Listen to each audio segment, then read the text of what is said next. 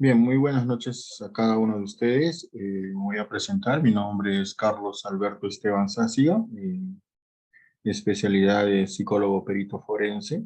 En la actualidad, ahorita trabajo en el área de medicina legal, aquí por la región de Ayacucho.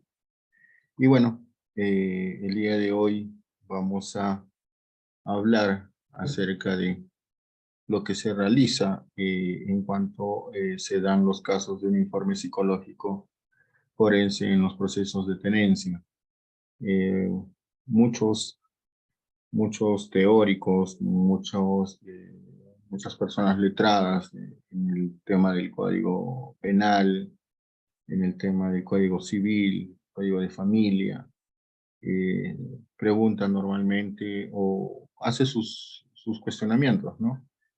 ¿Cómo va a ser el tema de una evaluación psicológica o un peritaje psicológico en un tema de algún tipo de denuncia o proceso legal que una familia puede empezar u originar en cuanto a los padres por la tenencia de los hijos?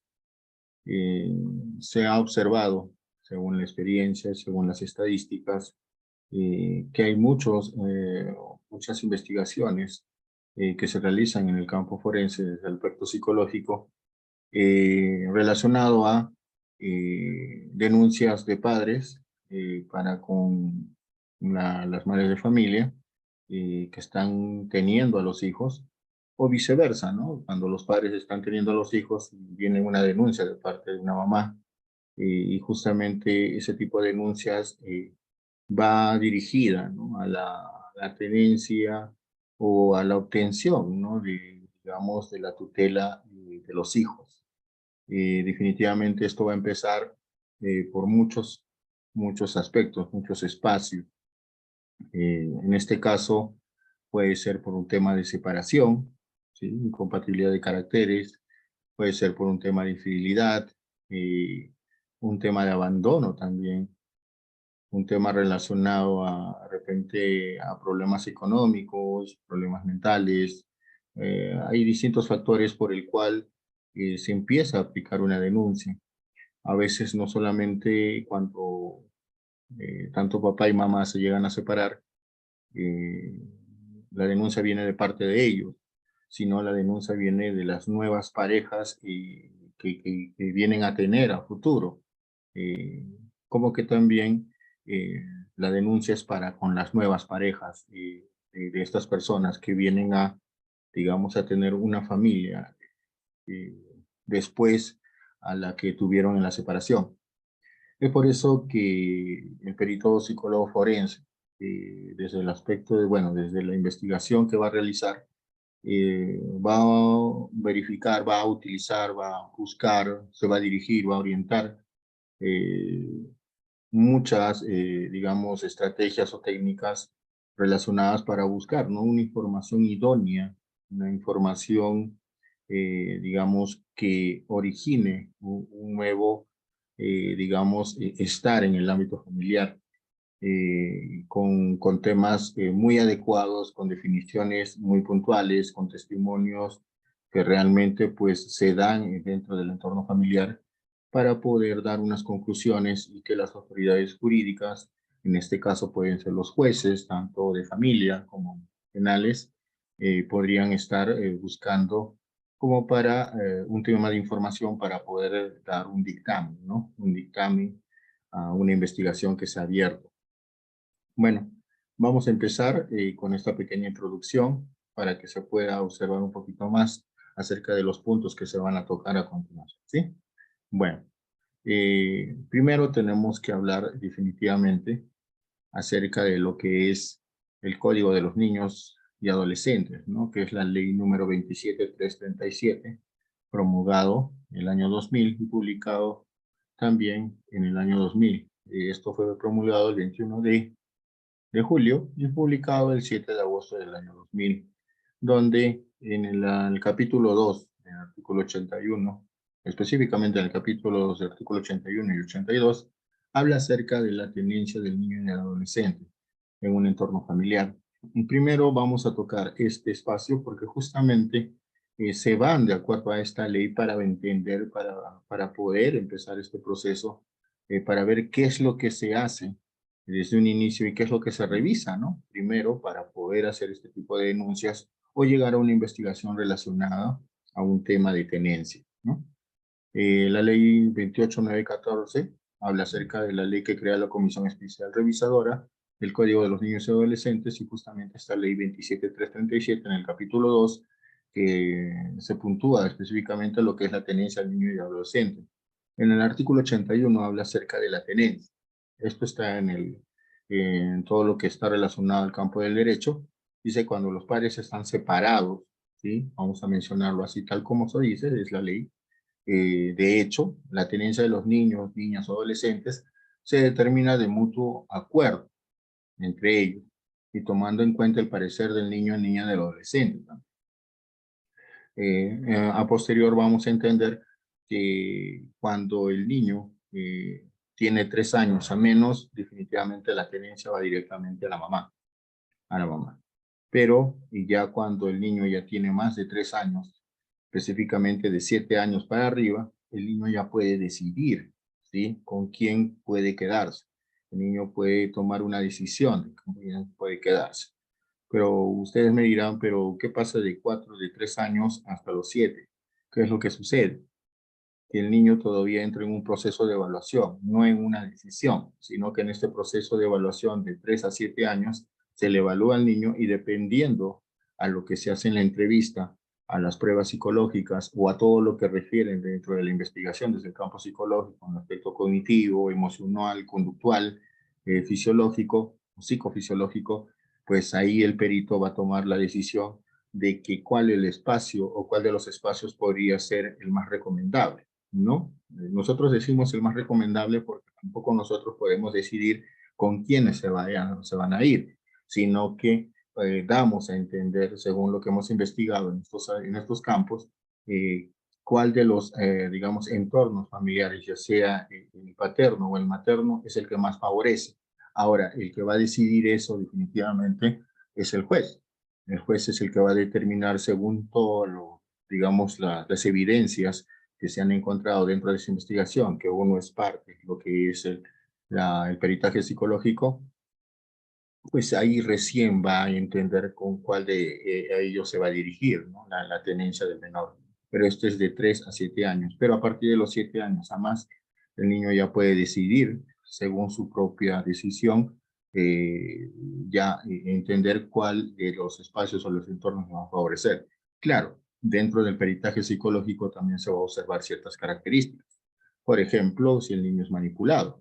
Si el niño es manipulado, o el adolescente también puede ser manipulado, definitivamente la manipulación va a depender de muchas, digamos, situaciones. Por ejemplo, un niño puede ser manipulado de repente comprándole, pues, de repente una bicicleta o una tablet o algo así, cosa que un adolescente no va a poder ser manipulado con eso. Si un adolescente pide más, ¿no? Espacios mucho más abiertos, mensuales mucho más remuneradas, un tema de beneficio económico para él, un tema de salidas y cosas por el estilo, y esto también va a depender mucho de lo que se investiga, ¿no? Todo eso el perito psicólogo forense va a tener que advertir dentro de su evaluación o su peritaje psicológico para poder entender y para poder dar una conclusión, digamos, que esté acorde a la investigación y definitivamente que esté, pues, que sea eh, una evaluación muy imparcial para que esto no pueda ser definido como algo que se esté trabajando de manera inadecuada, ¿no? Ahora, de no existir este acuerdo, porque al principio lo primero que se hace es buscar el acuerdo de tanto de papá y de mamá y buscar ese acuerdo entre ellos dos, pero a veces tanto padre y madre de familia no están dando ese espacio de entendimiento, ¿no? No dan ese consentimiento o no dan ese favor que necesita el niño o el adolescente para tener un entorno favorable, sino hay una especie de rivalidad, una especie de competencia, ¿no? Una especie de que quién es el que va a dominar la situación de la tenencia, ¿no? Y esto va mucho más allá de solamente tener al niño o al adolescente, sino va mucho más que lo que es pues el tema de orgullo, el tema de repente de hacer ver a la otra persona que uno es superior a parte de la otra. Y cuando no existe este tema de acuerdo, va a resultar algo difícil y perjudicial, digamos, el resolver al juez quién de los dos debería tener. Es por eso que ahí es donde se abre el proceso de investigación para poder determinar cuál de los espacios es el más favorable para lo que es la convivencia del menor, ¿no? En cuanto a todas las necesidades que se van a cumplir. Ahora, definitivamente, el juez va a determinar con quién se va a quedar resolviendo y a la vez observando cuál de los dos espacios va a contar con todas esas necesidades y su cumplimiento como tal, ¿no? Y salvaguardando en todo momento el interés superior del niño. ¿Qué quiere decir? Que también la opinión del niño o el adolescente va a ser, digamos, observado, va a ser muy importante para justamente tomar esta decisión de parte de la autoridad, ¿no? En cambio, ahora en el artículo 82, ya cuando uno de ellos, tanto padre o madre, tiene la tenencia del hijo, en el artículo 82 también va a variar la tenencia. ¿Qué quiere decir? Si se queda con papá y de repente no está cumpliendo con todos los estándares que se han ofrecido en un instante y que se han quedado en un acuerdo, definitivamente la variación de la tenencia se va a dar y esta va a resultar necesaria según lo que el juez va a ordenar con la asesoría de un equipo multidisciplinario. Estamos hablando de un médico, estamos hablando de un psicólogo, estamos hablando también de un nutricionista, podría ser, estamos hablando también de personas que estén ligadas pues a lo que es pues la salud en todo aspecto del niño o adolescente. Y esto va a depender mucho si el niño pues o el adolescente está generando algún tipo de malestar o de repente están generando algún tipo de dificultad o problema en su salud o que produzca un tema relacionado tanto física como mentalmente. Entonces, ahí recién la autoridad, en este caso el juez, va a tomar una decisión motivada justamente por estos indicadores para observar y ordenar pues que la tenencia va, digamos, va a modificarse, ¿no? Va a modificarse y definitivamente va a generar pues un orden, un tema de fallo que va a dar una orden de cumplimiento de manera definitiva, ¿no? Eso hay que tenerlo puntualmente primero para poder observar el por qué se hace, el por qué se hace un peritaje psicológico forense, justamente para evaluar con cuál de las personas eh, se va a quedar el niño en un proceso legal de tenencia.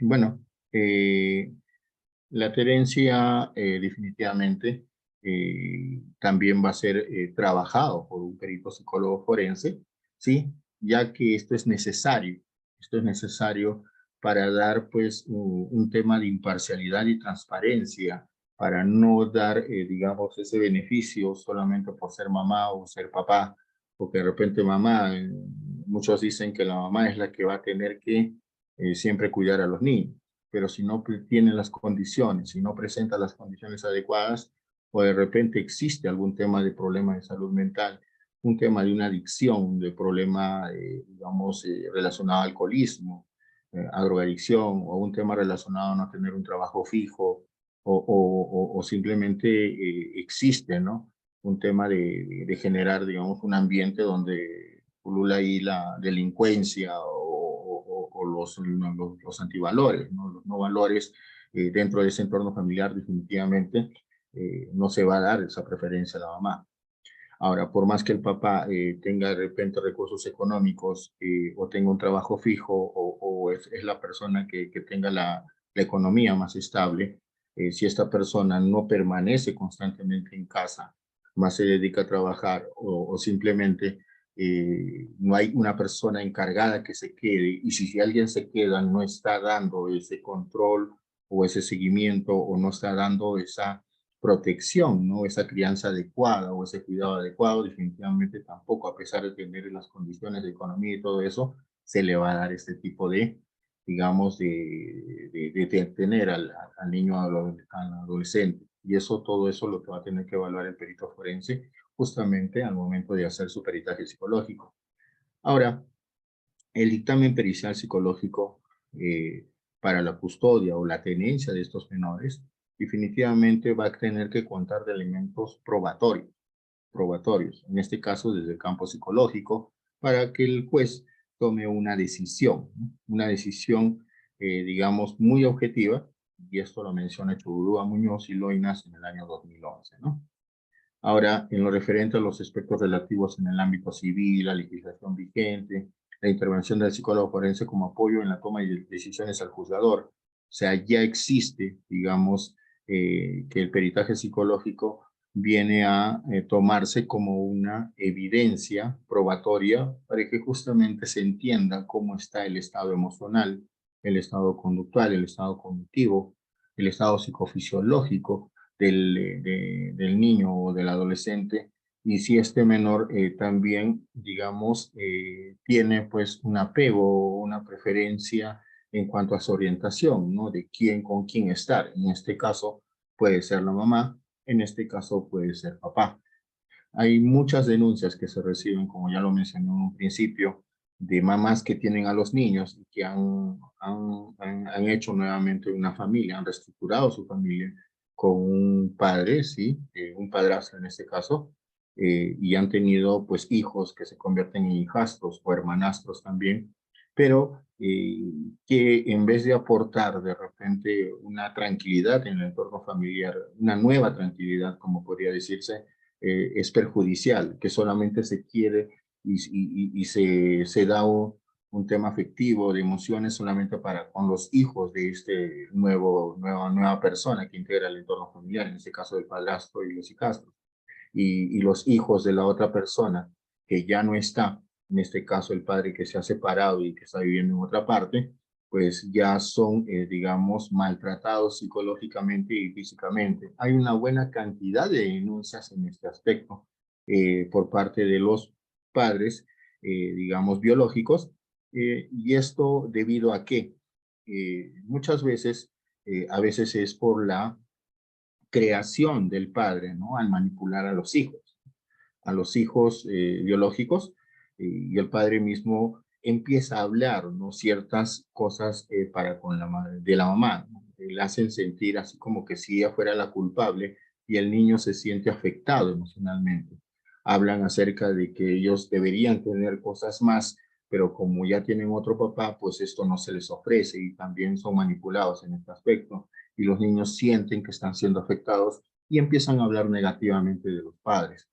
Así como que también podría dar, y esto, como le digo, esto lo origina a veces algunos padres. No el 100%, pero sí se ha observado que en muchas denuncias esto se percibe y se observa.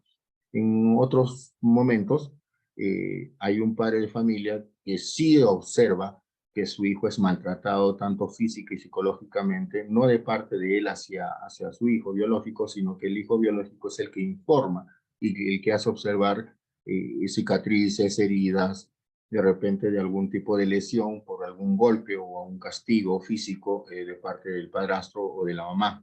Y esto, pues a veces cuando ya es observado, el padre lo que opta es poner una denuncia para que se tome en consideración o también reciba pues la tenencia ya que su hijo no está, digamos, no está generando una convivencia adecuada en ese entorno, en ese nuevo entorno familiar. Y eso justamente es lo que nosotros, los peritos psicólogos forenses, vamos a tener que investigar, vamos a tener que analizar en todo el proceso de evaluación y justamente este informe es lo que hace que las autoridades jurídicas, en este caso el juez, tome la decisión y dé un dictamen, ¿no? De acuerdo al campo psicológico, si esto lo va a tomar como una evidencia probable para que pueda tomar esa decisión digamos, ubiquemos al menor en el espacio que mejor le convenga para su mejor desarrollo.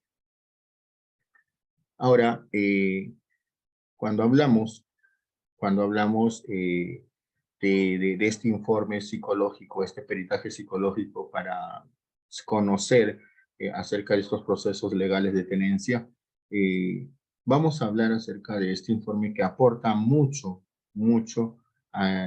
digamos, a esta decisión de este juez, ¿no?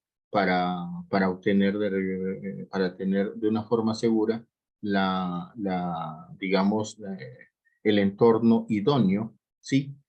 Pero esto va a ser no solamente pues cuando es evaluado el menor. No solamente el menor está siendo evaluado en este aspecto, también los padres de familia, en este caso la persona denunciada, que puede ser mamá o también que puede ser el papá. Pueden ser ambos también, ¿sí? Ambos pueden tener la tenencia del menor como pareja, como esposos, pero sin embargo la que pone la denuncia es la abuela. Puede ser la materna o paterna porque ve y observa demasiado maltrato, tanto físico y psicológico, y en este caso la abuela, la mamá de la figura materna, pues lo que hace es poner una denuncia justamente para que ella obtenga, ¿no?, la tenencia. Y cuando se investiga, puede ser que la mamá tenga problemas de alcoholismo y el papá sea muy violento y agresivo, y normalmente ya tengo una otra pareja y solamente llega en momentos esporádicos. Y todo eso se evalúa y cuando ya, y ojo, a veces los abuelos, ¿sí? Los abuelos ponen esta denuncia, pero a veces no consideran su edad cronológica. Por ejemplo, hubo un momento, un caso de esto de proceso legal de tenencia, donde la abuela, los abuelos pusieron una denuncia a los padres biológicos porque había mucha violencia. Y ojo, los menores ya tenían, los hijos ya tenían entre 7 a 12 años y eran tres hijos, 7 de 9 años y de 12 años. Ya podían tomar una decisión, pero a pesar de eso también se les toma esa evaluación para ver si esa decisión concuerda mucho con la evaluación que nosotros vamos a obtener a través de ese análisis, de esa investigación. ¿Y qué es lo que pasó ahí? Lo que pasa es que los abuelos ya tenían una edad avanzada. Por ejemplo, la abuela ya tenía 67 años y el abuelo tenía 72, pero se les observaba que estaban muy conscientes en la realidad, eran personas que eran mentalmente, ¿sabes?, se han cuidado, ¿sí? Físicamente también no tenían ningún tipo de discapacidad ni nada, pero ya cuando hablamos de 65 a más, ya obtenemos y nos damos la idea de que son personas adultos mayores, y los adultos mayores tienden a ser cuidados en vez de cuidar. Y esto justamente ellos también ingresan a un tema de evaluación. ¿Y esto para qué? Para observar si en su salud mental están acorde. El médico también les da una evaluación para que entiendan si su estado físico es el idóneo, y en vez de ser, pues, de repente un apoyo para los menores, al final sean una carga o generen una dificultad en su desarrollo de estos menores. Y en este caso, pues, definitivamente ya el abuelo ya padecía, digamos, a un tema de inicios de demencia senil, y la abuela ya estaba generando un tema de osteoporosis, y eso por un informe del médico que se dio, ¿no? Pero en los dos, en el tema de salud mental, sí, la abuela estaba más consciente, y el abuelo, pues como tenía su demencia senil a inicios, como que recordaba algunas cosas, como que no. Por más que ellos quisieran hacer justicia por un tema de maltrato y cosas por el estilo, a ellos tampoco se les daría la tenencia. ¿Y esto por qué? Porque sus condiciones, tanto de salud mental o física, no son las adecuadas. Entonces, en ese caso, ¿qué se haría? Eso debería hacerse la pregunta, ¿no? Eso de repente algunos ya se está preguntando, ¿qué se haría si ya tienen padres biológicos conflictivos, violentos, agresivos, y tienen a dos personas que son los abuelos directos, pero sin embargo no tienen las condiciones por más que quieran hacer algo positivo para ellos? Entonces lo que se busca ahí es de repente una casa hogar o un albergue para que los puedan tener. Y ahí es donde se les da la permisidad tanto a los abuelos como a los padres que puedan visitar a estos menores en ese proceso de desarrollo que van a empezar a tener en en ese entorno que va a favorecer su desarrollo en todo aspecto, ¿no?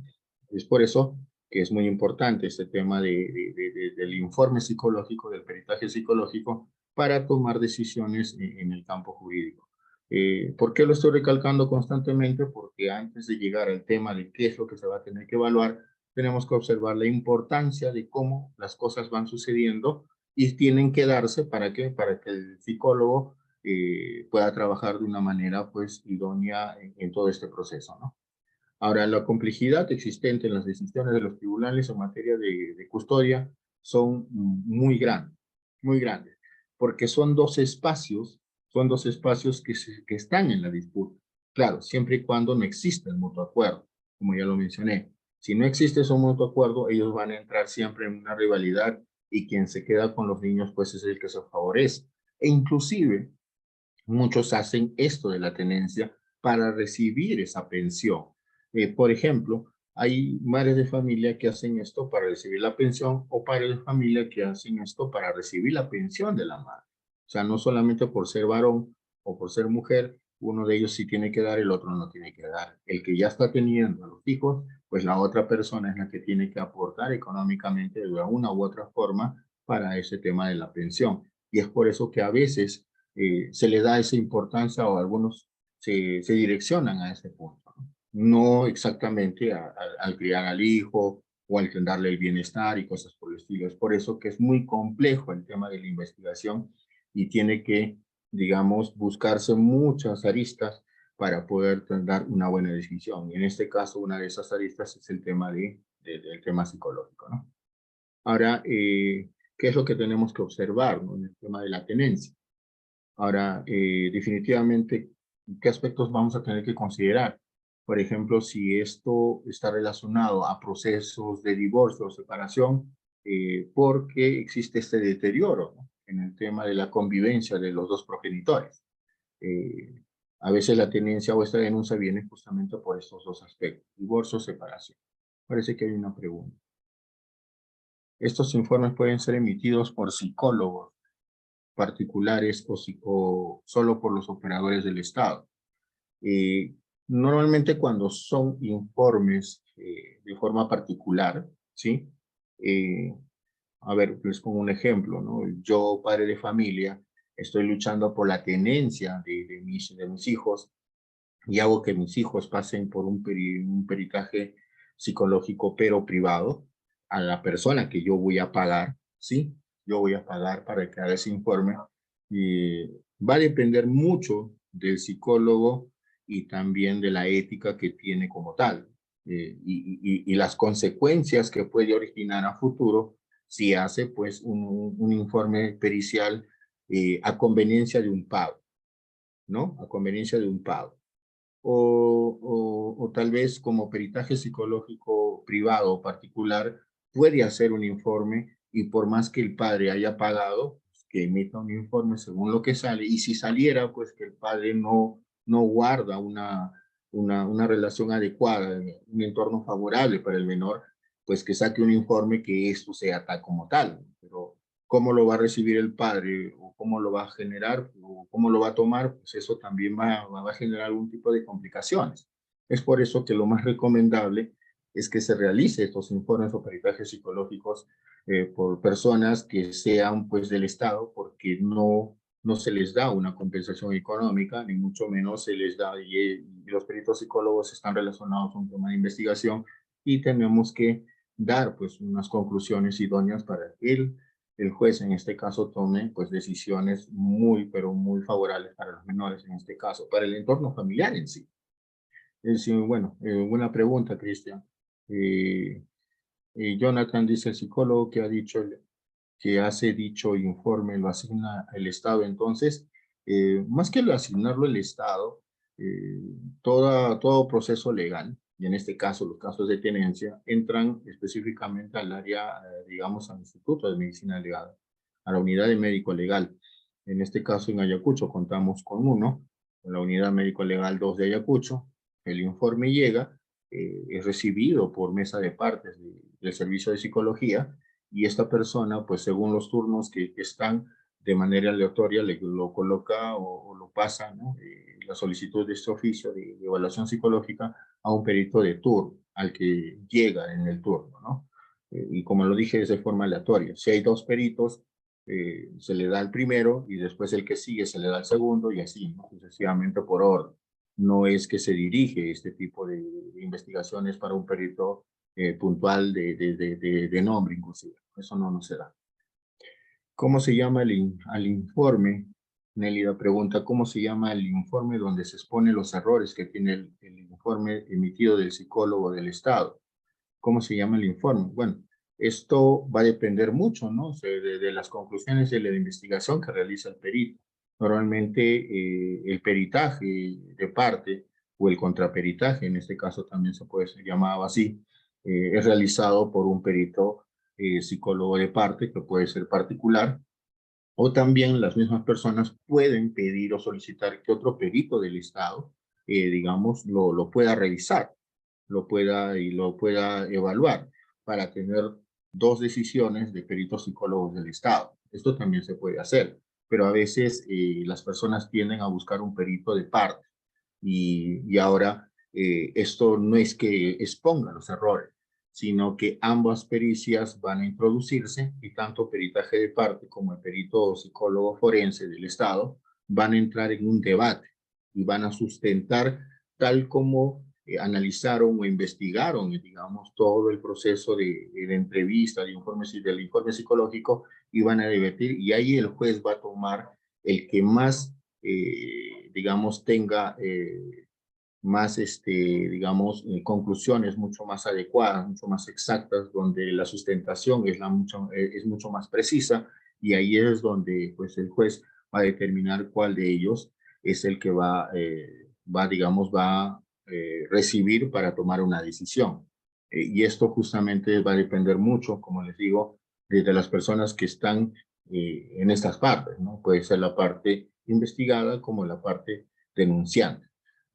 Una parte denunciante, doctor, puede tener un perito de peritaje de parte, de hecho que sí, de repente no está conforme con lo que se le hizo a su evaluado, no está conforme y desea que pase con otro perito o un perito de parte, lo puede hacer, puede solicitarlo, no hay ningún problema. Un denunciado o un investigado o un imputado también puede no convencerle sus conclusiones que arribó su investigación, puede buscar un peritaje de parte. Y eso definitivamente, eso es lo que se da. Eso es lo que se da. Así es que va a depender mucho más de exponer errores, es quién de los dos va a sustentar mucho mejor y eso justamente hace que el juez identifique, ¿no? Cuál de los dos peritajes es el que tiene más consistencia en todo aspecto. Espero, Nerida, que haya sido conforme a lo que se preguntó. Vamos a seguir, por favor. Muy bonitas preguntas, está muy bien. Ahora, como ya lo mencioné, hay que considerar que estos procesos legales de tenencia se abren por divorcio o separación, ya que existe un deterioro en lo que es la relación de los progenitores.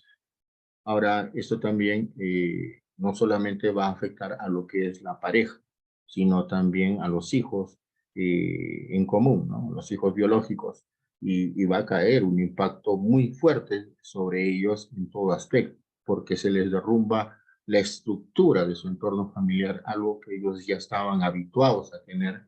Inclusive, muchos dicen, pero nunca vio al padre, y el padre solamente venía en las noches, pero eso era su hábito de vida del menor. Ya estaba ya inclusive ya entendiendo, adaptándose a esa convivencia. Y desde que ya no está el padre o que ya no esté la madre, eso rompe todos los esquemas de su vida normal y cotidiana. Y eso definitivamente va a generar en todo aspecto una afectación, ¿no? Ahora, con frecuencia los niños, dice, deben adaptarse, como ya lo mencioné, a su nuevo entorno. Y esto justamente, el experimentar esta nueva adaptación de entornos nuevos, va a originar ciertas variaciones, ¿no? En su estilo de comportamiento, en su estilo de crianza, en su estilo de cómo entender las cosas a partir de ahora. Va a tener un entorno donde va a tener que adaptarse de menos a más progresivamente, como que también va a generar un tema de desadaptación o va a generar un tema de comportamientos que no se presentaban antes.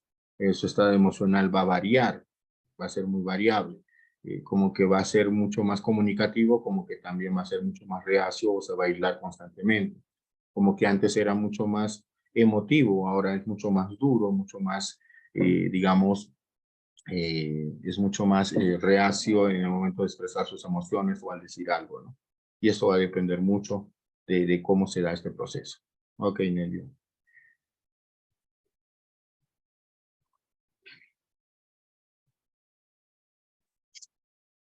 Ahora, ¿qué tan importante es este peritaje psicológico justamente para lo que es, digamos, un proceso legal por tenencia? Porque este informe aporta mucho, mucho, digamos, en cuanto a la información que se tiene de una forma directa de parte del niño, de parte de los progenitores, tanto de padre o de madre de familia. O en este caso también pueden ser los abuelos, las personas que han denunciado. eh, el dictamen pericial siempre tiene que ser objetivo. No tenemos que basarnos a suposiciones o a interpretaciones, sino a analizar e identificar exactamente cómo es la convivencia del entorno del menor y cómo son los cuidados o las atenciones digamos, eh, el cumplimiento, ¿no?, de las necesidades que tiene el menor respecto a los padres. Todo eso se va a observar. Doctor, un peritaje psicológico donde se le denuncia a la mamá y el que denuncia es el papá por tener la tenencia del menor, porque está observando que existe mucho maltrato psicológico. Un solo perito puede trabajar con la mamá, con el hijo y con el papá. En algunas dependencias, en algunas, digamos, lugares de Perú, de la región de Perú, de las regiones en el Perú, a veces solamente se cuenta con un perito psicólogo que trabaja 15 días y otro psicólogo que trabaja otros 15 días. A veces las investigaciones pueden ser realizadas por el mismo perito, ya que existe pues un tema de imparcialidad y transparencia. Como ya se les dio a entender, se trabaja con mucha ética y también lo que se busca es el entorno favorable para el menor y también el entorno que cada padre va a tener que ofrecer o dar o el perito va a tener que analizar para justamente favorecer este tipo de, digamos, de convivencia. No es simplemente porque la mamá habla bonito o el papá habla muy tosco, se le da la preferencia a la mamá. Se tiene que ver y considerar muchos aspectos, muchos factores y tiene que ser pues un conjunto, ¿no?, de análisis justamente para ubicar esto. Hay momentos donde la experiencia me ha hecho ver en peritajes, ¿sí? Donde pues eh, el papá viene con toda digamos, la iniciativa de que el niño hable de manera pues según lo que él considera, pero coincidentemente cuando viene la mamá habla mucho del papá y cosas desfavorables. Muchos van a entender en esta situación eh, quién es la persona que es la impulsiva o que tiene características de agresiva o que tiene pues esta discordancia de la tenencia y tiene que favorecerse sí o sí con lo que mencionan. Por eso muchas veces no sé solamente el perito, solamente al escuchar lo que se menciona, ya toma una decisión, sino que eso es parte, la entrevista, el relato de los hechos. Posteriormente se evalúa la personalidad, posteriormente se evalúa el estado emocional, posteriormente de repente se va a observar el tema de inteligencia, posteriormente el tema de solución de conflictos, posteriormente el tema de cómo esta persona ha sido, digamos, ha tenido su crianza desde que era niña, adolescente, o cómo han sido sus padres al momento de criarla o generar un vínculo familiar con ella. O sea, todo eso punto por punto se va a observar para tener un análisis. No solamente los comentarios o las cosas que se dicen son las que los peritos vamos a tener o obtener para dar ya una conclusión definitiva. Y eso vamos a verlo poco a poco. Esta evaluación tiene que ser minuciosa y extensa, definitivamente que sí. Tiene que ser muy amplia justamente para sustentar cuáles son los indicadores y cuáles son las características de personalidad y todo lo que viene en la persona, ¿no?, en este caso del menor o también de los padres, ¿no? Ahora, cuando nosotros evaluamos al menor, ¿sí? Hay que tener en cuenta que para poder evaluar a este menor no es necesario su autorización, ya que de ambos progenitores, en este caso de papá o de mamá. No, solamente tiene que ser de uno de ellos. En este caso, normalmente, pues el que denuncia da ese consentimiento. La persona denunciada definitivamente acepta de forma reacia, de forma obligada, pero acepta de alguna u otra forma. Como que también va a depender mucho que si ambos padres son los denunciados, este menor va a tener que venir con un familiar de forma directa, pero de segundo vínculo, ¿no? Por ejemplo, si los padres, tanto papá y mamá, son denunciados por maltratar al menor y los abuelos son los que han puesto la denuncia, pues los abuelos pueden llevar al menor a pasar esta evaluación. O los tíos, que son los hermanos de estos padres de familia, pueden llevar y dar esa autorización en consentimiento. Y doctor, ¿por qué no pueden ir los padres? Porque ellos son los denunciados. Los denunciados no pueden estar relacionándose con las personas que han sido pues las afectadas. ¿Por qué? Porque es como un ejemplo.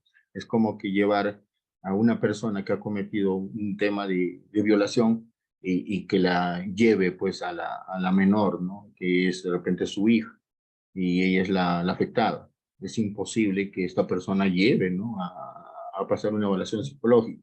Imagínese todo lo que va a vivir esta persona dentro de ese camino, a direccionarse a esta investigación, a esta evaluación, que no podría decirle manipular, no manipular y cosas por el estilo. Y definitivamente solamente el tener la presencia de esta persona podría afectar de una u otra forma, pues su forma voluntaria de expresarse y de decir exactamente todo lo que ha sucedido. Es por eso que nunca una persona denunciada, ¿sí? Puede ir con el menor de edad, en este caso los hijos por caso de tenencia. Si el padre es el denunciado y el padre es el que vive con el hijo y la mamá es la que denunció, el padre no puede llevar al niño. Y muchos van a decir, pero si el padre solamente vive con el hijo y no tiene más familiares, pues va a tener puede buscar a lo que es la Fiscalía de Familia y buscar pues un tema digamos, de asesor o un tema de tutor o algo así, ¿no? O simplemente buscar a un familiar que podría ser un primo, una tía, inclusive a sus propios padres, a sus abuelos, que ellos puedan también llevarlo, ¿no? O sea, de eso sí se pueden valer. ¿Qué pruebas psicológicas suelen usar generalmente en estos casos? Jonathan pregunta es, las pruebas van a depender mucho del caso, Jonathan. Por ejemplo, si es adolescente, lo que normalmente se toma es el MASI para ver si existe, pues, el MASI que viene a ser como el inventario clínico multiaxial Milon 3, pero esto es para adolescentes, ¿no?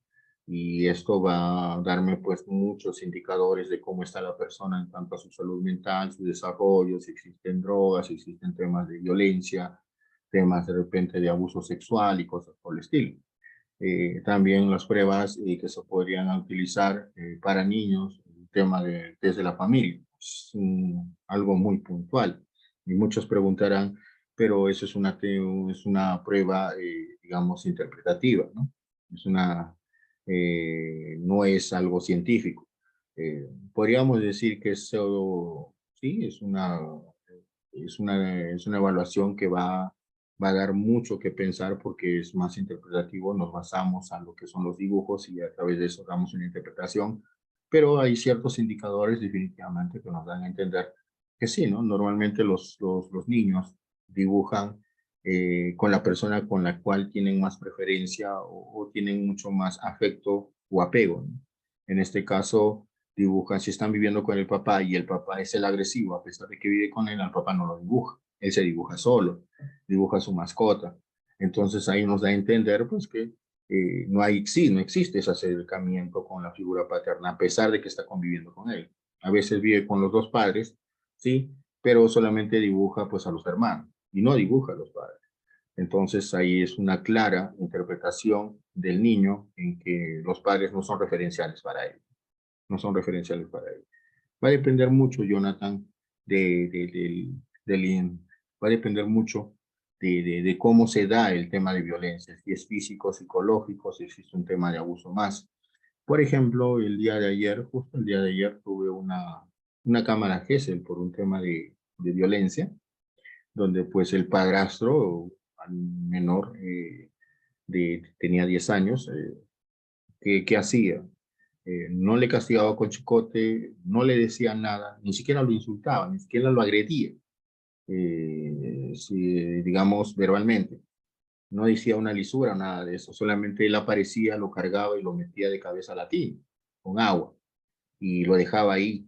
Y el niño, pues, así, a esfuerzos salía de él y salía apenas respirando. El menor decía, esto me lo hizo más de 10 veces. ¿Y cuánto tiempo ya estás conviviendo con el padrastro? Recién estoy 3 meses con él. 10 veces en 3 meses definitivamente una estadística muy alta de agresión física. En este caso, existen muchas más condiciones. En el campo psicológico, pues el niño está siendo asustado, el niño está viviendo un trauma en el cual, pues, en cualquier momento siente que alguien lo va a coger y lo va a llevar a ese lado. Pero cuando se le dice, ¿y él te insulta? El niño dice, no. ¿Él te ha castigado con chicote? Y dice, no. Él agarra y te mira feo o te quita la comida y dice, no. Y entonces, ¿de dónde viene el problema? Entonces él dice, cada vez que yo hago algo, yo ya estoy viendo para aquí, para la derecha, izquierda, y a ver qué es lo que pasa, porque en cualquier momento él aparece y me lleva a la tina y me mete de cabeza. Y eso pues va a generar algunas secuelas psicológicas muy fuertes a futuro. Y definitivamente pues la mamá, a pesar de estar ahí, la mamá no hacía nada. Entonces ahí estamos observando que la mamá, más que cómplice, está en un tema de encubrimiento, porque hace 3 meses no ha reaccionado y no ha mencionado nada de este tipo de violencia y definitivamente ya se van presentando ciertos indicadores de lo que es pues un proceso legal por tenencia, ¿no? Marta dice, el informe social de una trabajadora social, ¿cómo queda? Si dentro del informe más completo, ahí se informa la composición familiar, dinámica familiar, evolución de riesgo, entre otras informaciones. Bueno, eh, ¿qué te puedo decir yo de un informe social o de una trabajadora social? Definitivamente no podría meterme a un rubro, Marta, de la Cruz, a un rubro donde pues desconozco mucho cómo realizarán el trabajo de ellos. Sé que trabaja pues para el bienestar, ¿no? Digamos, de un entorno, en este caso de la familia, pero cómo ellos ubicarán, cómo sacarán sus conclusiones, sus indicadores y todo eso, o cómo presentarán su informe, pues tendrías que preguntarle exactamente a uno de ellos. Yo te podría decir todo lo que es un psicólogo y por qué un psicólogo es parte de un proceso de investigación. Una trabajadora social también va a dar su informe. Y esto sí es congruente con lo que el psicólogo saca, definitivamente el juez, que es una autoridad jurídica, él va a determinar en estos dos campos si esto realmente pues está pasando, ¿no? Cada uno en su campo profesional. Ahí sí sería muy importante el informe del trabajador social con el informe del perito psicólogo en este aspecto, ¿no? Existe una guía de evaluación psicológica para estos casos, así como lo que existe para violencia familiar. Más que una guía exacta para lo que es el caso de dependencia no existe, Mélida, no existe. Pero lo que nosotros vemos, sí, el tema es de justamente de cómo es el entorno. Si existe una dinámica familiar funcional, disfuncional, desintegrada, reestructurada, extensa, y cómo es la convivencia, ¿sí? Observando los indicadores de cómo está esta persona en este entorno. Pero no solamente decir, sabes que estoy mal o estoy bien, sino si esto es congruente con toda la información que va a proseguir obteniéndose al momento de hablarse y qué tal, cómo cuando pasa una discusión, qué es lo que primero observas, ¿no? Que la mamá grite, qué es lo que dice y lo que dice el papá, cómo reacciona, no, él se queda callado. Y cada vez que mamá reniega, ¿qué es lo que sucede? eh, Ella siempre se las paga con nosotros. ¿Y qué dice? Empieza a insultar, empieza a decir, "Uy, ojalá no hubiesen nacido", y cosas así. O sea, no solamente nos quedamos con algo específico, sino que vamos desmenuzando, ¿sí? Como un ovillo de lana, para obtener bastante información y poder hacer nuestro propio video y encontrar, ¿no? Justamente las características de esta convivencia. Y teniendo harta información, justamente, pues lo que nosotros hacemos es analizamos esto y entendemos que en todo momento se observa bastante maltrato, a pesar de que hay momentos donde él se siente bien y tranquilo. Un ejemplo, puede decir, cada vez que mi papá no está, estamos bien, ¿no? Ahí como que el maltrato desaparece y estamos bien. Pero ya cuando son las 6 de la tarde, ya sabemos que él va a venir y ¿qué hacemos nosotros? Ya cada uno está en su cuarto y pensando, ojalá que no venga, ojalá que no venga, ojalá que no venga. Y eso justamente nos da a entender, pues, que existe, ¿no? Un tema de qué, de desapego, un tema de miedo, temor a esa figura paterna, y más aún si él menciona, si él viene mareado, imagínese, doctor, o si él viene mareado, ya no sé qué va a hacer. A veces con mi mamá estamos pensando salirnos y escapar, ¿no? Todo eso nos da a entender muchos indicadores en todo aspecto. Así que no solamente va a depender de lo primero o de las cosas puntuales que se mencionan. Eso hay que verlo siempre en el peritaje psicológico. Siempre es bueno que ustedes observen no solamente las conclusiones, observen todo el relato de la persona, todo lo que se menciona durante el relato. Yo no creo que un perito psicólogo forense en la actualidad haga un peritaje psicológico de los hechos que se están investigando entre 5 a 10 líneas. Sería imposible sacar indicadores de ahí. Y si alguien lo hace, pues definitivamente es cuestionable, ¿no? Es cuestionable. Pero si un perito psicólogo forense tiene un relato de los hechos de 2 hojas, 3 hojas, 4 hojas, 5 hojas, imagínense cuánta información ha sacado. Entonces ahí sí podría observarse indicadores que van a ser congruentes y que van a ser corroborables según lo que se va investigando, lo que se va obteniendo, en cuanto a lo que el mismo persona evaluado va a relatar.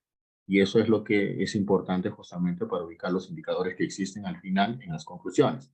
Pero en 3, 5 líneas, 10 líneas, que se han observado peritajes psicológicos, estamos hablando desde el año 2014, no, estamos hablando he visto peritajes así del año 2012 para atrás, pues definitivamente a veces es muy cuestionable, pero eso es lo que existía en ese tiempo.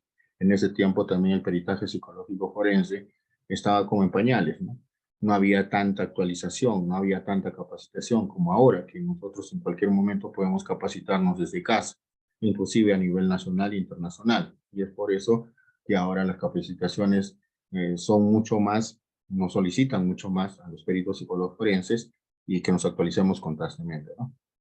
Ahora, como parte última en esta diapositiva, es que justamente todo lo que nosotros podemos sacar como respuesta o información de parte del menor o de los padres de familia, en este caso mamá o papá, los progenitores, siempre van a estar relacionados al favorecimiento del menor, o en este caso al interés superior del menor. Y eso es toda persona que investiga un proceso legal por tenencia va a tener que, digamos, tener en consideración que todo lo que se realice en cuanto a la tenencia, un proceso legal por tenencia, el que va a tener siempre el beneficio en todo aspecto para tener un entorno adecuado, favorable, es el menor. No tanto papá, no tanto mamá, por más que ellos sean personas de bien y todo eso, lo que se busca, sí o sí, es que el menor tenga todas las condiciones adecuadas y idóneas. A ver, vamos a ver acá un ratito. ¿Y cuántas sesiones se puede evaluar, se puede hacer para evaluar? ¿Hay un límite? No, no hay un límite, Jonathan. Todo perito tiene su propia forma de trabajar. Yo con mi colega que trabajamos ya, un ejemplo, 6 años juntos, si él quiere hacer 1, 2, 3, 4 sesiones, va a depender mucho de él. Yo no le puedo decir cuántas sesiones puede hacer, o un fiscal, un abogado, no le puede decir. Él puede usar las sesiones que considera para encontrar justamente la información adecuada y poder hacer un bonito análisis que sea muy corroborable y sustentable.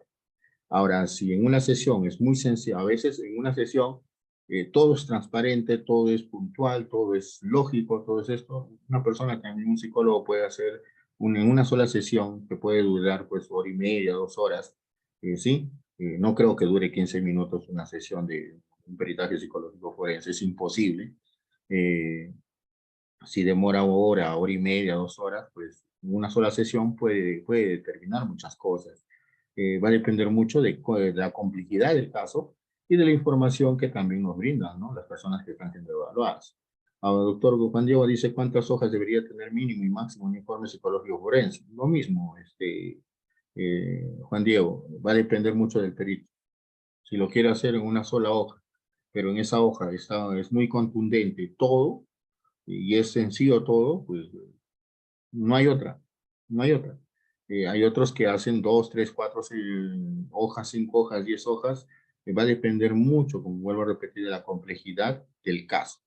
Si solamente el menor, llega la denuncia, el menor dice, solamente me mira mal y de eso me quejé, y se corrobora con la información que da, porque no existen golpes, no existen agresiones, y con las preguntas que se le va a poder, digamos, obtener, por más que se le hagan preguntas de confrontación, preguntas de, digamos, de parafraseo, cosas relacionadas a un tema de simulación y disimulación, el menor sigue manteniendo su historia y lo hace de una forma muy espontánea, muy natural.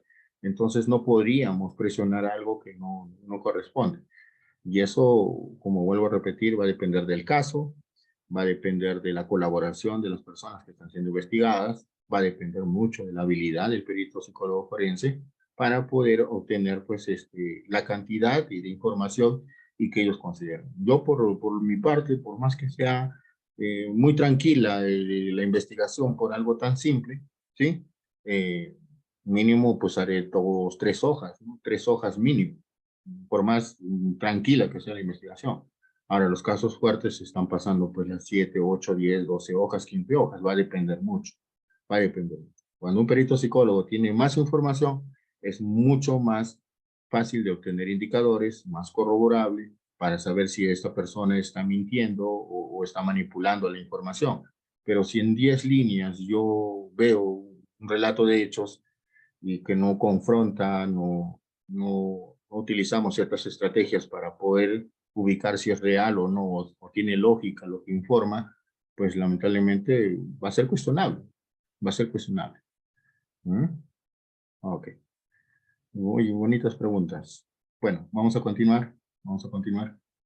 Eh, Ahora, ¿qué puntos vamos a considerar? ¿Qué puntos vamos a considerar justamente para obtener esta información en procesos legales de tenencia? Tenemos que ver la capacidad, ¿sí? Parental, ¿no? En este caso, cuáles son las cualidades, ¿no? De cada padre de familia, cuáles son las características de cada padre de familia, cuál es el tema de responsabilidad y cumplimiento, cuál es el tema de su personalidad, si es congruente con lo que él menciona y si es congruente con los hechos que se están investigando. O sea, todo eso va a tener que trabajarse a través de un análisis conjunto para poder obtener indicadores.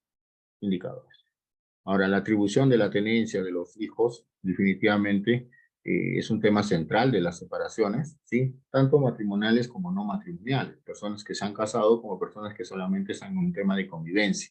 Y eso también es, digamos, trabajado para estas personas cuando se abre un proceso legal. Ahora, como ya lo mencioné, el interior superior del niño va a primar en todas las decisiones que se realicen en los actores jurídicos. En este caso, el psicólogo forense, el médico legista, el fiscal, la fiscalía de familia, fiscalía penal si también puede introducirse, el tema de los jueces, todos ellos van a primar, van a tener como primordial dirección digamos, el interés superior del menor, ¿no? En todo aspecto. Como ya lo mencioné, si el menor tiene de 3 años a menos, pues por más que sea o no sean ciertas condiciones, pues la preferencia va a tener la mamá. Pero eso no quiere decir que sea directo, sino que también se le tiene que evaluar y si es congruente, pues definitivamente pues se le da a la mamá. He tenido un caso de una menor que tenía 6 meses de edad, 6 meses de edad, ¿sí? Y la mamá la había sacado en su cochecito a pasear al parque.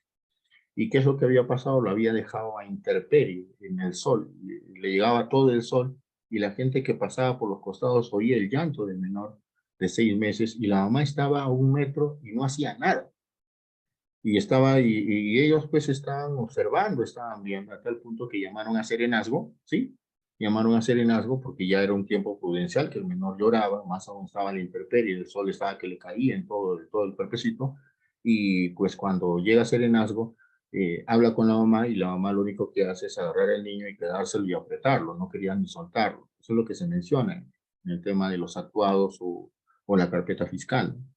Y cuando ya se da el tema de la evaluación de la mamá, pues se observa que la mamá tenía pues algunas características de problemas mentales relacionados a una esquizofrenia, que no era una esquizofrenia puntual ya hecha y derecha, sino que era una esquizofrenia que se estaba iniciando. Y la mamá tenía 22 años, era muy joven. Ahora, cuando se le evalúa al papá, el papá también, que estaba trabajando en otro lado, también muy claro, al momento de trabajar con él, se observa que tenía un tipo de personalidad dependiente, ¿sí? Y más aún, no tenía ese tema de ser responsable. Él decía, pero ella es la que la cuida, yo trabajo. Ella debería encargarse, yo me saco la mugre y yo hago esto, ella debería hacerlo. Pero usted ha observado ciertas características, no, ella habla sola, pero por algo hablará, ¿no? Y eso es justamente lo que se observa. Y el menor, pues al menor de 6 meses no lo vamos a evaluar, imposible. Pero ya digamos, con la información que ya teníamos, pues el menor pasó a un albergue, muy a pesar de que el papá podría tener o no tener, pero no tenía esa responsabilidad, no tenía esas capacidades de cuidado, protección y crianza, pues el niño pasó a un tema de tenencia, pero para un albergue. Y esto justamente es lo que se terminó como fin de la investigación. La evaluación entonces no siempre es solo al menor, sino también a los padres. Definitivamente que sí, Jonathan. Nunca solamente se va a evaluar al menor. Estamos hablando de una estructura familiar. Y en la estructura familiar definitivamente está papá, mamá, en este caso el menor. Hay situaciones donde la mamá es viuda, solamente se queda con el menor, pero a pesar de eso sigue realizando algún tipo de maltrato psicológico, maltrato físico para con el menor y los que denuncian a veces son los vecinos, o a veces los tíos o los primos o los familiares del padre que es fallecido y a veces la tenencia ya va trabajándose en ese aspecto. Ahí se trabaja el menor, se trabaja también con la mamá y en ese aspecto ya cuando eso no es favorable, digamos el vínculo entre ellos dos, porque la mamá tiene características muy fuertes de ser agresiva, conflictiva y no tener esa paciencia o tolerancia para el cuidado y crianza, pues ahora se evalúa, ¿no? A las personas que posiblemente la pueden tener, para también observar cómo son sus condiciones y si estos van a cumplir en todo momento, digamos, las necesidades del menor y si tienen las condiciones para hacerlo. Y si no es así, pues este menor pasaría a un albergue hasta que se dé pues el cumplimiento de estas necesidades. O solo, la evaluación entonces no siempre solo con menor, sino también a los padres, o solo en el caso es de cuando es muy menor. No, no, no, siempre se da. Ahora, cuando es muy menor y no dice nada, no manifiesta 1 año, 2 años, no va a manifestar casi nada, pues solamente se evalúan a los padres, ¿no? Y eso definitivamente es lo que se realiza, ¿no?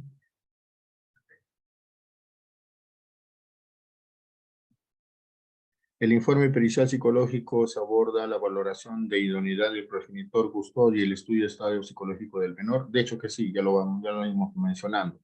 Todo el informe va a estar relacionado. Si a mí me toca evaluar al menor, habrá otro colega que haga del padre de familia, habrá otro colega que trabaje de la madre de la familia. O también podría trabajar yo al menor y al padre y otra persona a la madre. Y así. Va a variar, va a depender mucho también de la cantidad de psicólogos, peritos que están en ese momento o también de la necesidad, ¿no? De poder investigar cuanto antes, ¿no? En este caso podemos ver pues acá la figura donde la menor tiende a pegarse más a la figura paterna que a la figura materna. En el otro diapositiva podemos observar todo lo contrario, que la figura materna es la que tiene más apego al menor y el menor a ella, que la figura paterna que está un poco indiferente. Va a variar, va a depender mucho. Muchos consideran también esto, y esto es un tema de posiblemente de un tema social, ¿no? Que dicen, el menor, si es hijo varón, se va a pegar mucho a mamá. No, no necesariamente, no necesariamente. A ver, como podemos ver la figura, es una mujercita, pero está pegada a mamá, y acá también puede ser que la parte de la figura femenina esté pegada a la figura paterna. Puede darse, como que no es una teoría puntual, ¿no? No es una teoría que tenga mucha lógica, va a depender mucho de cómo es la convivencia y el estar de estas personas, ¿no? Ok, Jonathan.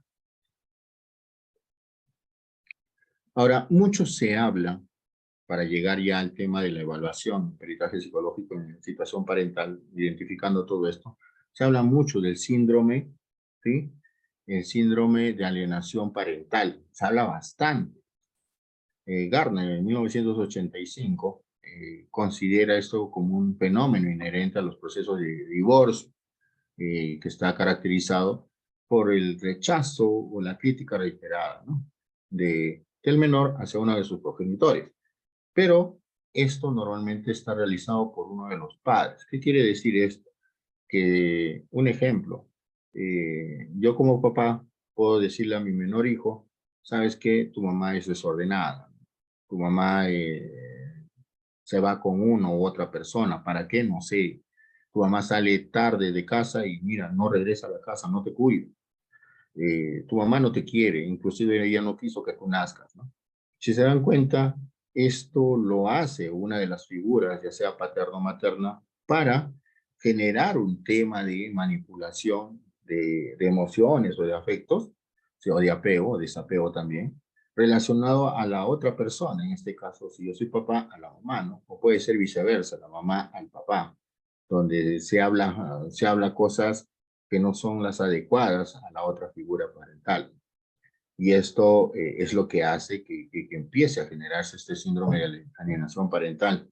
Y justamente estas críticas son muy injustificadas, son muy exageradas a veces, pero que hacen que el menor se sienta manipulado y que él, ¿sí? Que él reciba esta información y entienda que su vida familiar es así, entienda que por influencia de otra persona, él entienda que su vida familiar es así. Es, por ejemplo, muchas denuncias que vienen, donde pues el que denuncia es el papá, está viviendo en otro lado, y la mamá ha hecho su vida, ha reestructurado su vida, tiene una nueva pareja, están viviendo de lo más tranquilo, el menor no tiene ningún problema de castigo, de violencia física, psicológica o cosas por el estilo, no tiene nada, pero sin embargo el padre no se siente tranquilo con la nueva vida que tiene su pareja anterior, y quiere incomodar, quiere fastidiar, inclusive quiere perjudicarlo. Entonces, ya como que con la mamá no puede, pues ahora toma el tema de los hijos y lo que hace es empezar a, digamos, estructurar, ¿no? Diseñar un tema de entorno conflictivo que es escuchado por el menor y mencionar, ¿no? ¿Sabes por qué estoy fuera de casa? Porque tu mamá no me quiso ya nunca más porque se metió con otra persona y él quería que sea tu papá y él quiere que sea tu papá y mira cómo el menor recibe esa información y empieza ya a tener un tema de rechazo con la figura nueva que llega, ¿no? A cumplir la figura paterna. Inclusive tu mamá ahora lo quiere más a él que a ti. Ahora van a tener un hijo nuevo y tú ya no vas a ser su hijo favorito. Y va contaminando, ¿no? Ese aspecto emocional, ese tema cognitivo, y el menor hace que que digamos el aspecto conductual empiece a comportarse de manera distinta, ¿no? No la normal, y eso justamente es el síndrome de alienación parental. A ver, doctor, ¿nos podría recomendar algún instrumento para evaluar el síndrome de alienación parental? De hecho que sí. Ahorita, bueno, al final les voy a recomendar, sí, algunas evaluaciones que son cuestionarios, sí, son cuestionarios que son fáciles de hacer, son fáciles de entender también, para poder, digamos, evaluar al menor. En este caso tiene que ser de 5 años a más, porque ya de los 5 años, como sabemos los psicólogos, el niño es mucho más racional, ¿no? Y entiende un poco más la estructura de la pregunta. Y si el niño no sabe leer, pues se le hace la pregunta a él y de una forma mucho más tranquila para que él pueda responder y la persona mayor pueda marcar lo que ha respondido. Eso también. No es Gardner de las inteligencias múltiples, señor Richard Gardner en otro autor. Otro autor, sí, sí, muy bien, Jonathan. Sí, estás muy atento. No, por eso no mencioné a Richard Gardner. Richard Gardner habla acerca de las inteligencias múltiples y todo eso. No está relacionado a eso. Está muy bien. Al final, Abigail, voy a colocar, si no es ahorita en el momento de las preguntas, lo voy a colocar al momento de dar las diapositivas y también al momento de dar una información adicional, ¿ya? Un poquito más de paciencia, vamos a terminar esto porque si no nos vamos a limitar mucho con la información, pero sí se les va a dar. Ahora, ¿cuál es el objeto, sí, de este tema relacionado pues, a esta evaluación, este informe? Y definitivamente siempre hay un interesado a realizar esta evaluación. Eh, el interés está el evaluar, ¿no?, a los progenitores para ver su estado psicológico y a la vez sus competencias parentales. y estas competencias van a tener que ser idóneos al, digamos, al hijo. Ahora, hay que entender muy bien, y también de acá unas diapositivas les voy a enseñar eso, va a depender mucho. ¿Por qué dice que sea idóneo estas competencias parentales? Porque una cosa es que tenga competencias parentales, por ejemplo, que no tenga paciencia y que el menor tenga 6 meses o 3 meses y este menor esté llorando constantemente por comida, por sus necesidades, sí, al hacer sus necesidades, y el padre no tenga esa paciencia. Y de repente sí tiene paciencia para hablar con un adolescente. Por eso vamos a observar las competencias parentales según la edad del menor, según las condiciones que en la etapa de desarrollo que está el menor y que sean las idóneas, las adecuadas, ¿no? Es por eso que vamos a ver su peritaje psicológico. Ahora, la valoración del estado psicológico del o la menor también. O sea, no solamente, como ya les mencioné, no solamente se evalúa al menor, sino tanto a papá o a mamá. En este caso puede ser la persona denunciada o el denunciante. Pero siempre se va a valorar el estado psicológico también del menor, como ya lo mencionaron, o lo mencioné, digamos, el interés del menor en todo momento se va a tener que considerar. Ahora, la valoración del núcleo familiar, así como del impacto educativo, de las esferas vitales del menor, ¿no? Ahí pasó un nombre. Quiso poner un nombre de una menor, de Verónica, ¿no? Una menor que se podría ser representada, ¿no? Como la valoración del núcleo familiar, para ver cómo se ha ido constituyendo, cómo empezó el tema familiar, eh, si el papá, mamá desde pequeños, desde pequeña estaba con ellos, o el papá fue ausente, o el papá trabajaba lejos, o la mamá trabajaba lejos, o se quedaban con los abuelos, cosas por el estilo, ¿no? Para ver cómo fue su tema de crianza, cómo fue su tema de educación, quién nos llevaba al colegio y cosas por el estilo, quién es el que tenía la autoridad en la casa, quién es el que resolvía los problemas, quién es el que conversaba más. Eso es lo que se busca en cuanto a la valoración del núcleo familiar, para entender cómo era su situación de vida, ¿no? En la menor. Ahora, también vamos a observar no solamente el estado psicológico, sino también si existe un tema psicopatológico, tanto clínico, legal y forense, en el aspecto de la familia, como podemos observar en la foto, ¿no? En la foto vemos a una menor, una adolescente, ¿sí? Que parece que le es indiferente si los padres o no le dicen algo. Acá el padre se le ve muy autoritario, ¿sí? Muy autoritario, ¿sí?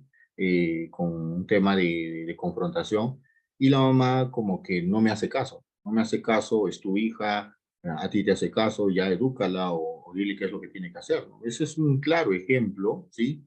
De cómo un perito psicólogo forense puede estar entendiendo desde manera particular y manera conjunta un análisis cómo es el entorno familiar, dar pues un tema de un proceso legal por tenencia, ¿no? Eso es lo que se observa. Uh-huh. En esta foto también podemos observar que existe, ¿no? Un tema de acercamiento a la figura materna, pero no se siente feliz o no se siente emocionalmente, digamos, de una forma tranquila, ¿no?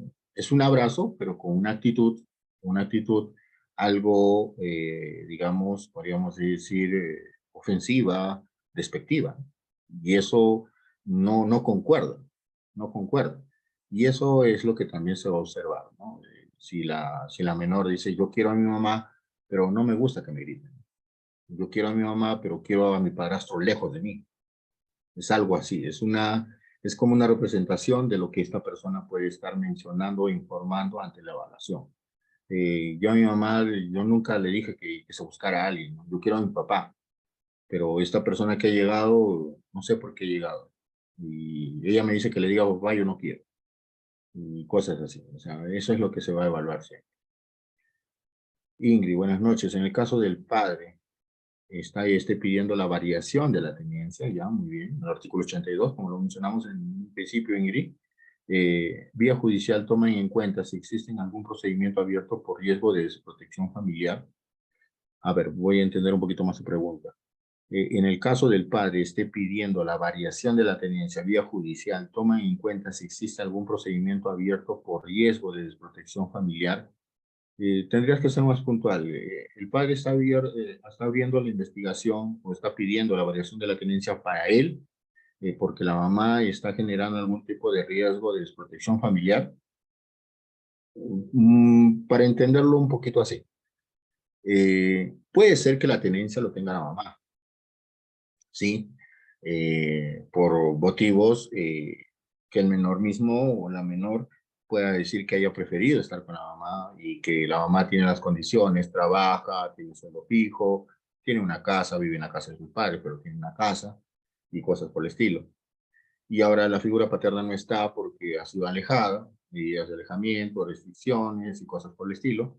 Y digamos que en el transcurso la mamá empieza a rehacer su vida y más se dedica a estar de repente rehaciendo su vida, estando con esa persona, compartiendo muchas cosas, no de manera innecesaria, pero buscando de repente una nueva reestructuración digamos, de su entorno de pareja y está abandonando mucho a la menor.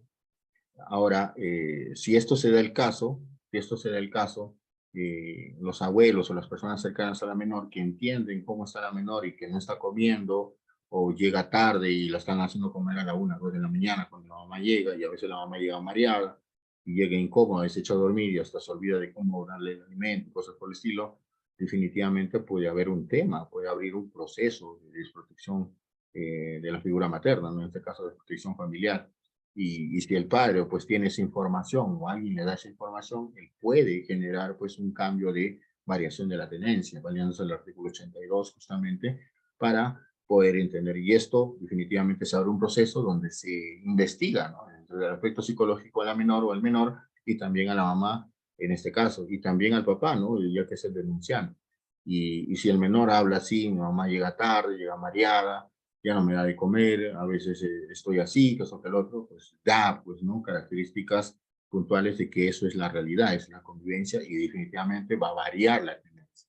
Pero no solamente, vuelvo a repetir, es eso, ¿no? Sino también van a haber otros elementos probatorios para poder identificar si esto sucede o no.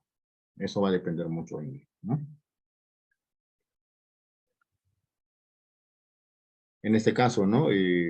También el entorno familiar, ¿no? Donde vemos pues a los hijos, a la mamá indiferente, eh, o sea, ahí podemos observar pues el objeto, ¿no? El objetivo de lo que es un informe pericial en un proceso legal por tenencia.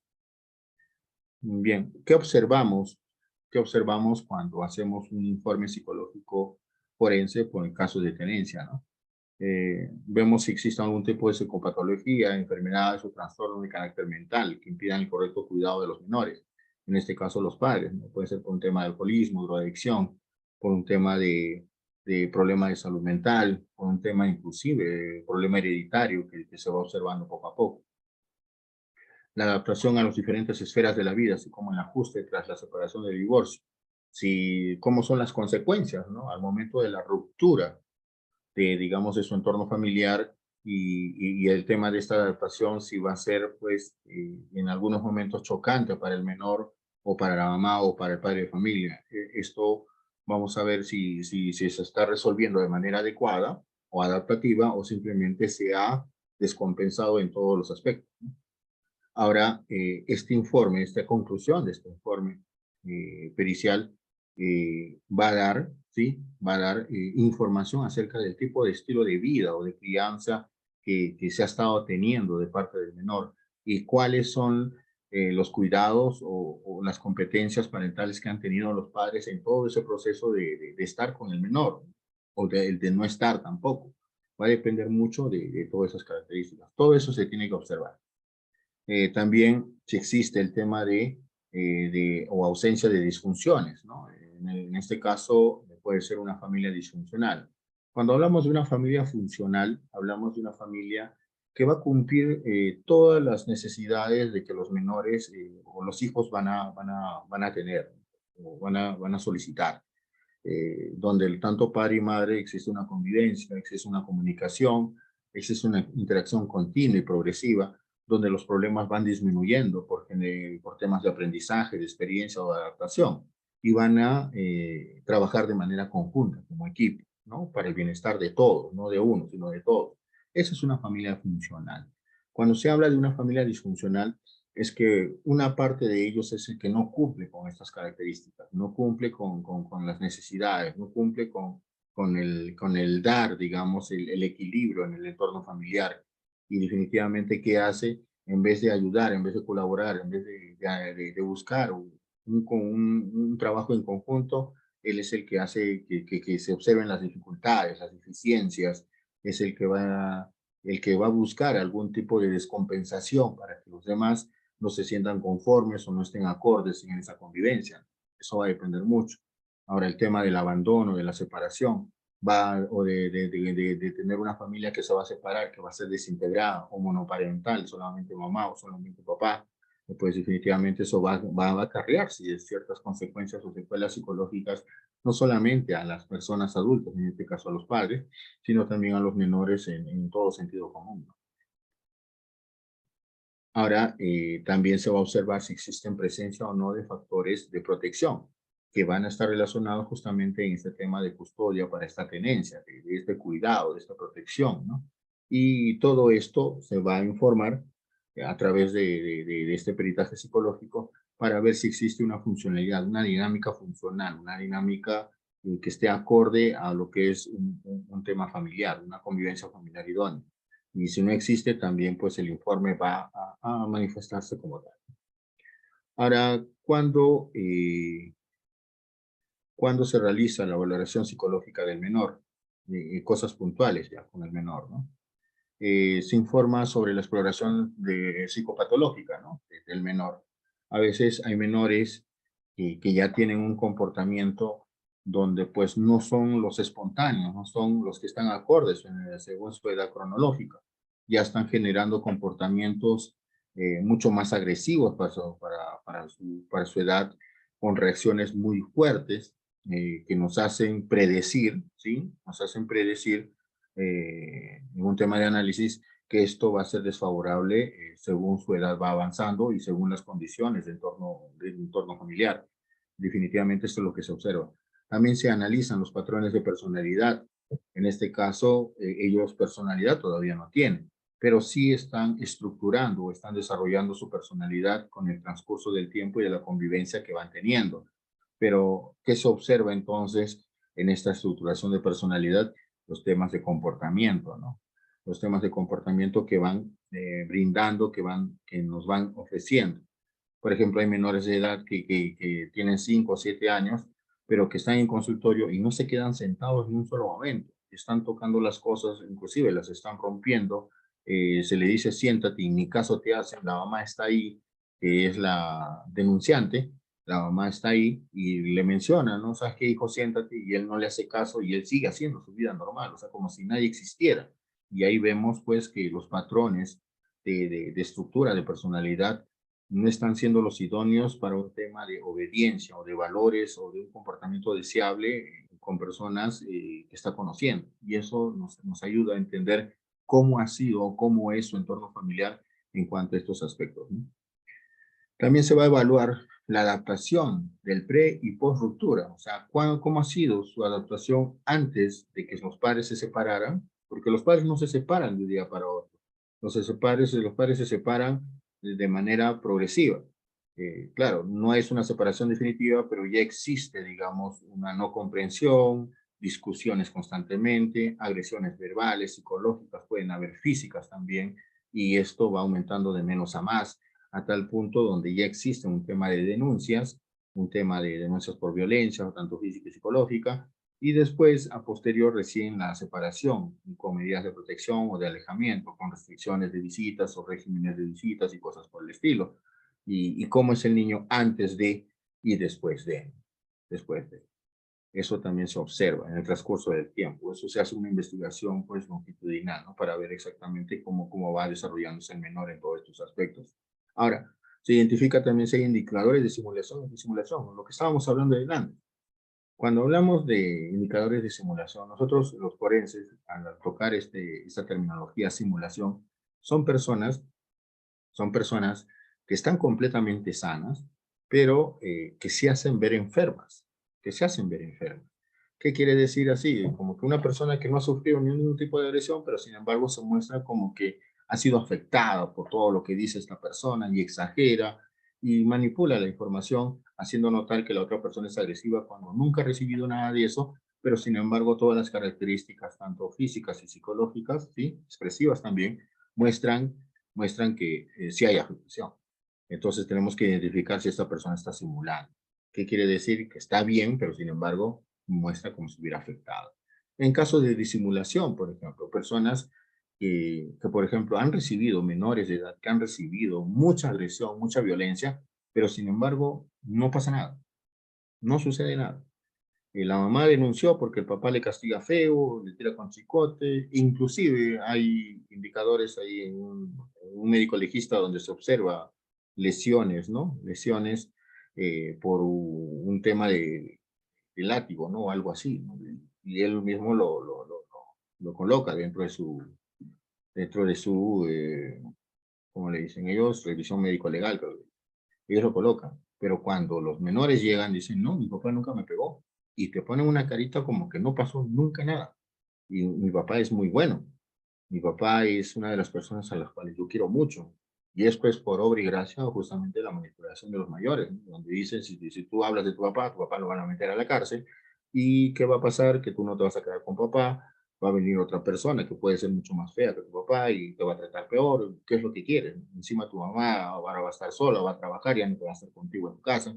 ¿Y qué es lo que quieres? Entonces el menor asustado cambia la versión. Entonces vemos que una persona que ha sido afectada cambia su estructura y se hace notar como si no le pasara nada, como si estuviera mente sana, como si estuviera una persona tranquila, como si no hubiese pasado nunca en su casa. Y tenemos que identificar estos indicadores. Si está simulando o está disimulando. Y esto lo vamos viendo y observando en todo el proceso de la investigación, ¿no? ¿Existe algún riesgo? Menciona Flor Vázquez Najarro, dice, buenas noches. ¿Existe algún riesgo de que el niño quede estigmatizado en la escuela por estar en custodia compartida? De hecho que no. De hecho que no. ¿Por qué? Porque se observa en muchos entornos familiares donde pues existen parejas, donde existen parejas que se han separado, pero mamá cumple el rol de papá y de mamá. Como que también el papá puede ser un papá que tenga pues la tenencia del hijo y también cumple, ¿no? Está el lado emotivo de la figura materna con el lado pues normal que posee, ¿no? Que es la figura paterna. Esto va a depender mucho de las habilidades y también pues de tal vez de un trabajo que podría darse de forma paralela con un especialista, un terapeuta, que puede brindarle un tema de asesoramiento para cómo guiar a su hijo en estos aspectos. A veces cuando se le da este tema de información a algunos padres o madres de familia, mencionan, oye, entonces yo tengo que hacer la figura paterna y materna, entonces a mi hijo lo tengo que poner a derecho, y le ponen la mano, le dan chicote y cosas por el estilo, esa es la figura paterna, pero la figura paterna no es eso, la figura paterna es darles pues un tema digamos, de control, tema de seguimiento, pero a la vez un tema de seguridad, de poder ayudarlo y estar constantemente con el menor, ¿no? Dándole esa seguridad de que él tiene que mantenerse al margen y al control o generar un tema de lineamientos en cuanto a su comportamiento, ya sea emocional, conductual, cognitivo y cosas por el estilo. Un tema de protección en ese campo. Y el tema de la figura materna, ¿sí? Es el tema del acompañamiento, del estado emocional, digamos, de la tolerancia, del amor hacia sí mismo y cosas por el estilo, cosa que también puede brindarlo. Y definitivamente ya no es un tema de estigmatización, como lo menciona. ¿Por qué? Porque ya estamos, digamos, en generaciones anteriores podría hablarse de eso, porque no existía mucha información en este aspecto. Pero ahora en la actualidad existe mucha información y padres solteros, madres solteras, hay cualquier cantidad, cualquier cantidad. A veces en las regiones, en provincias, está bien estigmatizado aún que los padres sí o sí tienen que estar, a pesar de que pues las agresiones, los conflictos se estén dando, solamente por estar con el hijo, pero sin darse cuenta que están ahí generando que el hijo tenga pues un entorno familiar desfavorable solamente por un tema social, un tema digamos, de creencia, ¿no? Que los padres tienen que estar sí o sí, por más que exista violencia o cosas por el estilo. hay que entender mucho este tema digamos, de cómo estamos manejando a los hijos, y el colegio pues nunca va a estigmatizar siempre y cuando los padres de familia tengan muy presente esto, ya sea una madre soltera o un padre soltero, ¿no? Karin menciona, disimulación estaría relacionado al síndrome de indefensión. Wow. Como ya lo mencioné, la disimulación es cuando una persona está, no está sana, tiene problemas psicológicos que son propios o que han sido generados por otra persona, sí, pero, ¿qué es lo que sucede? ¿Qué es lo que sucede acá? Sucede de que esta persona no quiere hacerse notar tal cual. Es como que tú estás deprimido y pones una carita feliz. Te ha pasado algo feo y no quieres que nadie se dé cuenta y pones tu carita como que no pasó nada. Esa es disimulación. Ahora, el síndrome de indefensión es cuando tú aprendes, ¿sí? Cuando una persona, digamos, te genera un aprendizaje, no directo, pero sí un aprendizaje manipulable, para que tú tengas un tipo de conducta de lo que él desea. Es como que no me gusta que tú tengas liderazgo. ¿Qué es lo que te dice? ¿Qué es lo que te menciona? ¿O qué es lo que te va compartiendo en el día a día? No salgas a la calle porque hay mucha gente agresiva afuera. Pero tú quieres salir y esta persona tiende a decir esto. No, te voy a acompañar mejor para que no estés mal. Y entonces trata de estar ahí. Indirectamente está generándote algún tema de dependencia, pero tú tenías todas las características de una líder, de una persona que salía por iniciativa propia, pero esta persona te ha generado, digamos, el que tú tengas un comportamiento según lo que él desea. En este caso, que dependas de alguien porque te está acompañando y te dice pues que afuera es agresivo y todo eso, y tú tratas de estar así con todo con un ánimo paranoide, ¿no? Viendo a la derecha y a la izquierda, cuidándote y no saliendo tan lejos porque sabes que eso te puede pasar. Conclusión, te va generando un comportamiento que normalmente tú no tenías, pero que alguien te lo ha instaurado de manera indirecta. Eso es indefensión. Cosa muy diferente a la disimulación, que uno mismo lo hace para no hacerse notar en qué situación está. Eso es lo que se ve, Cari. Así que, muy bonitas preguntas. Así es que pregunten, es bonito que pregunten para poder compartir mucha de esta información y que cada uno saque sus propias conclusiones. Y también cómo debemos valorar el tema psicológico del menor, la existencia del SAP, ¿no? La existencia del síndrome de alienación o de alienación parental. Si observamos que está siendo manipulada la menor por la figura materna, la denunciante, para la figura paterna, definitivamente ahí no vamos a ver ningún tipo de afectación, sino que es un tema de manipulación. Muchos peritos hemos, según la experiencia, según los conocimientos, la capacitación, la formación que tenemos, hemos podido entender que cuando una persona va a un peritaje psicológico, ya sea víctima o ya sea denunciado o imputado o investigado, si esta persona habla tal cual sucedieron las cosas, pues definitivamente existen muchas características de ese tema de credibilidad.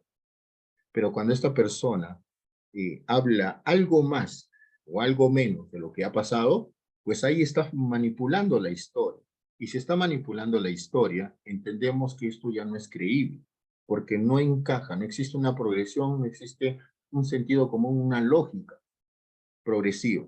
Entonces vemos que existe una exageración, una intensificación de los hechos, o como que también una disminución de los hechos. Entonces esto ya no sería creíble. Entonces nosotros los peritos no podríamos dar una conclusión de algo que no es creíble, por más que haya pasado.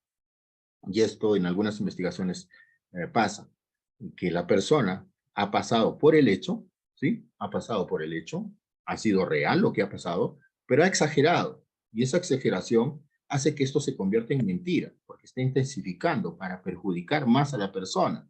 Que la persona haya cometido un delito, definitivamente puede decirse que sí, pero desde que exagera, ella ya se está convirtiendo en un tema de mentirosa, se está convirtiendo en un tema de manipulación de la información. Entonces un perito no puede creer eso, no puede darle una conclusión a algo que no existe y lamentablemente toda su información cae en saco roto. Y a veces las personas no entienden por qué sucede eso. y eso no les ayuda. Es por eso que la recomendación es que si una persona, ya sea familiar o amigo, cosas por el estilo, haya pasado una experiencia y haya vivido una experiencia que ha sido un tema digamos, de denuncia o un proceso legal, lo recomendable es que cuente tal como es. Eso es lo más recomendable. Eso les ayuda mucho. Esa es una recomendación que se les hace, ¿no? Ok, Karim, muchas gracias. Gracias a ti. Natalie habla acerca de cómo sería en el caso que el padre tiene trastorno narcisista de la personalidad y psicopatía al mismo tiempo. Wow, Natalie, como que está siendo muy, muy rigurosa, ¿no? Estás maltratando mucho al padre. Narcisista y personalidad de la persona y psicopatía al mismo tiempo, pero tiene que ver a sus hijos. Ah, ya. O sea, a pesar de que tiene este tipo de, mira, vamos a separarlos. Un narcisista es una persona, pues, que se cree, pues, omnipotente, ¿no? Se cree superior a los demás, ¿no? Se cree una persona que está volando por las nubes, ¿no? Y que los demás están por debajo, ¿no? Es una persona así. Y si tiene psicopatía, es una persona que estudia mucho los entornos, estudia mucho a la persona, estudia mucho y organiza, ¿no? Planifica bastante la situación. Eso quiere decir que la mamá le puede decir todo A, B, hasta la Z, pero cuando existe una autoridad, señora, disculpe, quiero hablar con mi hijo. Es algo así.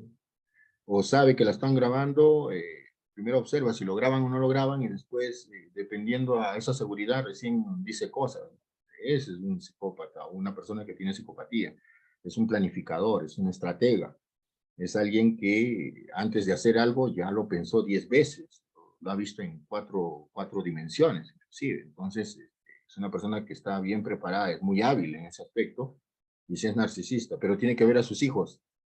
Definitivamente va a depender mucho, ¿no? De los informes psicológicos, de peritajes psicológicos y de la restricción de cuánto tiempo lo va a ver y cosas por el estilo, ¿no? Y eso no podemos definir, según la autoridad jurídica, en este caso los jueces, si dan ese consentimiento para que puedan ser, digamos, visitados por el padre y tiene este tipo de personalidad y el informe dice, pues, va a haber ciertas restricciones. Definitivamente que sí. Y si no las hay, pues el abogado de la parte materna podría mencionar, dar un tema de restricciones mucho más, digamos, ajustadas para que esto pueda ser, digamos, corroborado, sustentado y a la vez también puede ser observado para que se tomen nuevas decisiones.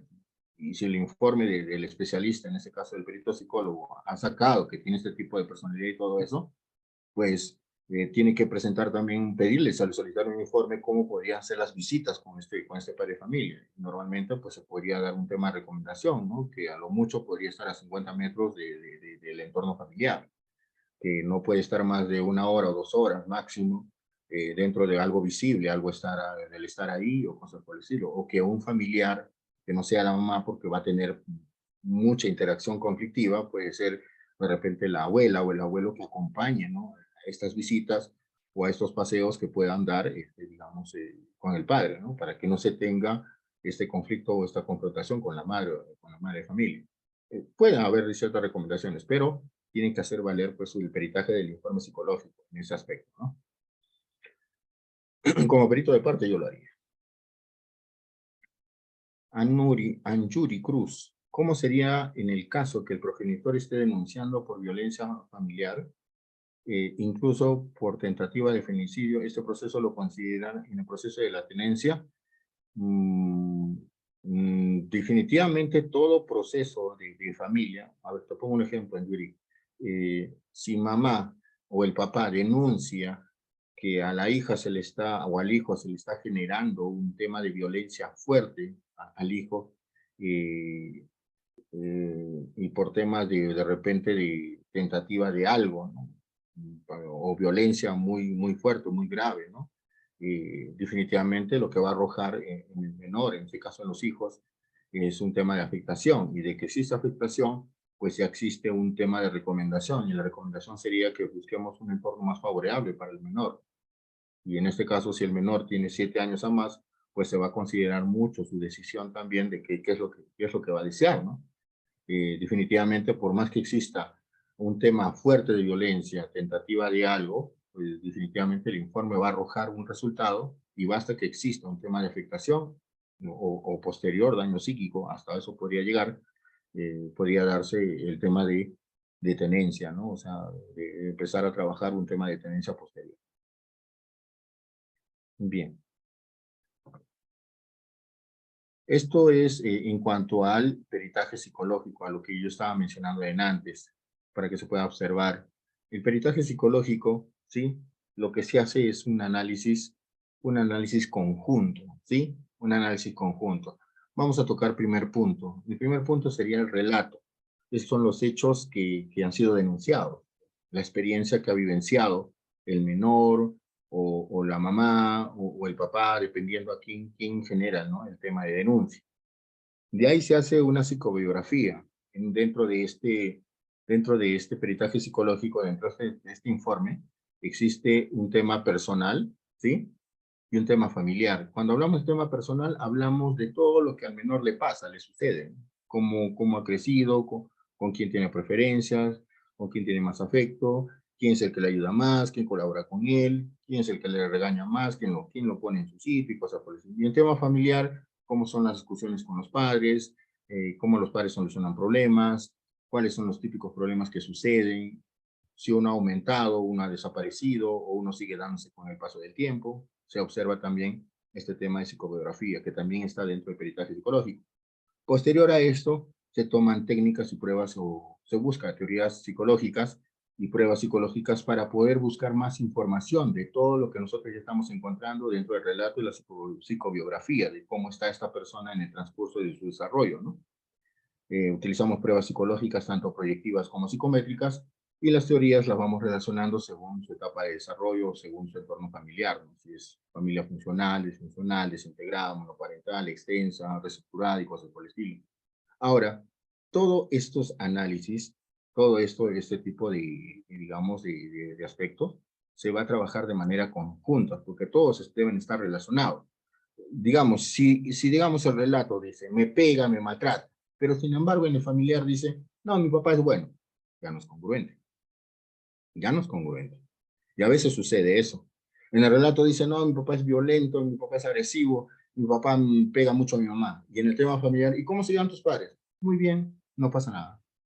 ¿Y tu papá, hay discusiones con tu mamá? Sí, pero poco nada más, no se dicen mucho. ¿Algún tipo de agresión verbal, insultos, amenazas? No, solo cuando está borracho a veces dice tonterías, pero nada fuerte. Ya no es congruente. Si se dan cuenta, ya no es congruente. Si se dan cuenta, ahora el relato, si existe violencia, acá también tiene que haber orígenes de violencia. Y en lo personal, un tema de afectación por un origen de violencia o un desarrollo progresivo de violencia. Tiene que ser congruente. Y cuando se realizan las técnicas y las pruebas psicológicas, tiene que arrojarnos coincidencias con ese tipo de indicadores. Conclusión, análisis conjunto y todo va de manera congruente. No puede ir esto más, esto menos, esto más, no. Tiene que ser congruente, tiene que ser paralelo. No puede ser una persona ahora y mañana puede ser una persona diferente o por algo que ha originado. No, no puede ser. Por eso, eso se trabaja también con el tema de su personalidad, cómo ha ido estructurando su personalidad. En este caso, los adultos, personalidad, y los menores, vamos a ver su tema de comportamiento, cómo van desarrollando un comportamiento en todo aspecto, ¿no? Ahora, los hechos y las pruebas de apoyo, todo esto se trabaja de manera conjunta para obtener conclusiones. Y estas son las conclusiones a las cuales nosotros arribamos. Y posteriormente a indicadores que a futuro, recomendaciones, perdón, que a futuro vamos a recomendar para lo que es los autores jurídicos tengan en consideración. ¿Cuáles son las áreas a evaluar? Y esto definitivamente ya nos vamos al caso ya de cómo o qué debemos trabajar, ¿no? ¿Cuáles son las áreas a evaluar? Personalidad, progenitores y también de los hijos. En este caso, el perfil de personalidad de cómo es mamá, si es la denunciada, o cómo es el papá, si es denunciado. ¿Qué tipo de personalidad tiene? En este caso, en el ejemplo anterior, una de las personas que están dentro de esta capacitación mencionó que el papá es narcisista y tiene por rasgos de psicopatía. Entonces, ahí estamos observando que definitivamente hay características muy puntuales de una persona que no va a generar un cuidado o protección para su menor. Y si lo existe, va a ser dependiendo a sus propias características de personalidad. Y eso puede afectar al menor, definitivamente sí. En cuanto a los hijos, también para ver cómo está desarrollándose su estructura de personalidad o cómo va desarrollando su personalidad y entender su situación desde esa edad a lo que podamos predecir a futuro según la convivencia o el entorno familiar que está teniendo. Ahora, vamos a evaluar mucho la valoración de las capacidades de cuidado, crianza y protección. ¿Qué quiere decir? Papá, tú cuando tu hijo va al colegio, ¿qué es lo que hace? Y él dice, no, yo apenas estoy con lo que yo puedo hacer porque salgo rápido al trabajo y el que la hace es mamá. Entonces no existe, ¿no? Ese hábito de querer dar. ¿Y cómo haces puede también generar un tema de disimulación, ¿no? Es una persona que no hace nada, pero sin embargo quiere aparentar hacer cosas ahí. Yo le preparo el desayuno. ¿Y qué le prepara usted? Ah, arroz con huevo. Aparte de eso, ¿qué más le prepara? Porque yo no creo que su hijo coma arroz con huevo todos los días. A veces, y ya se perdió. Entonces, ya estamos viendo que está disimulando. Esas son las cosas que tenemos que evaluar en la valoración de capacidades de crianza, protección y cuidado para los hijos. ¿Tu hijo en qué grado está? Bueno, mi hijo creo que iba a pasar a segundo grado. Eh, ¿Y cómo se llama su profesora, no? Creo que es la Miss Jessica. Y cuando tú evalúas al menor, cuando escuchas la información del menor y dice Miss Sonia, ya pues tú ya vas corroborando que no está, ¿no? En esas capacidades y justamente ya estamos valorando si esto concuerda o no. Y así lo hacemos con la mamá también. Si se dan cuenta, ahí estamos ya entendiendo cómo deberíamos evaluar en casos de tenencia para ver el cuidado, protección y crianza del menor. Y evitemos negligencias a futuro, ¿no? De poder dar la tenencia a alguien que no cumpla con las características idóneas para un favorecimiento ideal de crianza, ¿no? ¿Con quién han tenido mayor convivencia?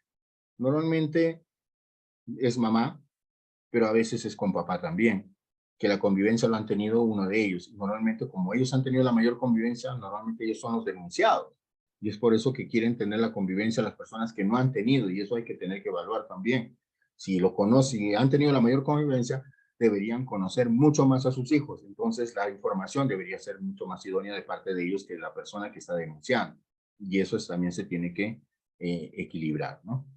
El tiempo laboral de las personas, los padres, y la seguridad de las necesidades que van a tener que dar cumplimiento, ¿no? Si tienen seguro, no tienen seguro, cuánto es lo que están ganando, cuánto es lo que están ofreciendo. Todas esas cosas tenemos que observar para ver si están cumpliendo con todas las necesidades de los menores, de los hijos en este caso. Ver las necesidades de los hijos también, ¿no? En el tema de educación, en el tema de alimentación, en el tema de lo que es digamos, lo que es aseo, el tema de lo que está relacionado a lo que es el cuidado, ¿no? En todo aspecto, ¿no? También la estabilidad emocional de los progenitores, de los padres, cómo están emocionalmente y cómo están los hijos también en este aspecto, ¿no? Ahora, la dinámica familiar tenemos que evaluar, pues, ya lo mencioné, si es funcional, desintegrada, reestructurada, extensa, monoparental y cosas por el estilo. En abandono, cosas que, dependiendo de la dinámica, cómo se va brindando. Si existe conflicto, si existe un tema de negligencia en todo este aspecto. Ahora, en el caso, por ejemplo, del niño, ¿cómo es la dinámica familiar? ¿Quién es el que está más contigo? Mi mamá. ¿Quién de los dos te da más afecto cuando algo te sucede? Mi mamá. ¿Quién de los dos es el que te baña, el que te hace, el que te alimenta? Mi mamá. ¿Y tu papá qué hace? Ah, mi papá trabaja bastante. Ah, ok. ¿Y tu papá juega mucho contigo? No, solamente juega un ratito y ahí está cansado, está durmiendo, o ve televisión, o está en su televisión, en su computadora, está haciendo cosas. ¿Quién es el que reniega más? El que reniega más es mi mamá, porque mi papá es desordenado. Mira, ya está dando como un reflejo de lo que es papá, ¿no? O sea, te está diciendo que el papá es el que desordena y que eso le genera incomodidad a la mamá. Pero el que está haciendo eso es el papá. Indirectamente está diciendo papá otra vez. O sea, cosas así. Ver la necesidad de los hijos. ¿Quién está pagando? Ahí mayormente lo dicen papá, ¿no? Papá es el que paga, papá es el que compra, papá es el que da plata, mamá es la que va a comprar y cosas por el estilo. Estabilidad emocional, todo eso lo vamos identificando poco a poco. La información sale de parte de los progenitores, la información también sale de parte de los hijos, pero los hijos lo hablan en segunda persona, o sea, de parte de ellos. En cambio, los padres que hablan de que ellos hacen, ellos hacen, ellos hacen, o simplemente hablan de la otra persona. Él no hace, él no hace, él no hace, él no hace. ¿Qué también vamos a evaluar? Los factores de vulnerabilidad, de riesgo y de protección. Esto va a estar relacionado a todo lo que está englobando el tema familiar. Por ejemplo, el tema económico, el tema laboral, el tema de cómo la seguridad de su casa, dónde vive, el entorno, la alimentación, la salud. Todo esto va a estar originando. Con quiénes se quedan los menores, cuánto tiempo le dan la atención a sus hijos, quién acompaña a sus hijos al colegio y cosas por el estilo. Y esto va a generar también un tema de cómo buscar un entorno favorable, ¿no? La edad cronológica de los hijos, a lo que les estaba mencionando. Evaluar a un menor de 3 años, definitivamente de 3 a menos, va a ser imposible. Es difícil. ¿Por qué? Porque en esa edad todavía no hay razonamiento, solamente es estado emocional o un estado reactivo nada más. Solo son respuestas reactivas nada más, o sea, del momento, pero no te dan una información. Por eso a veces es imposible y a veces los padres, por tenencia, hacen que sus hijos de 3 años a menos pasen un peritaje psicológico cuando no vamos a encontrar nada y pierden ese digamos, ese informe, ¿no? Esas conclusiones o ese proceso, definitivamente lo pierden.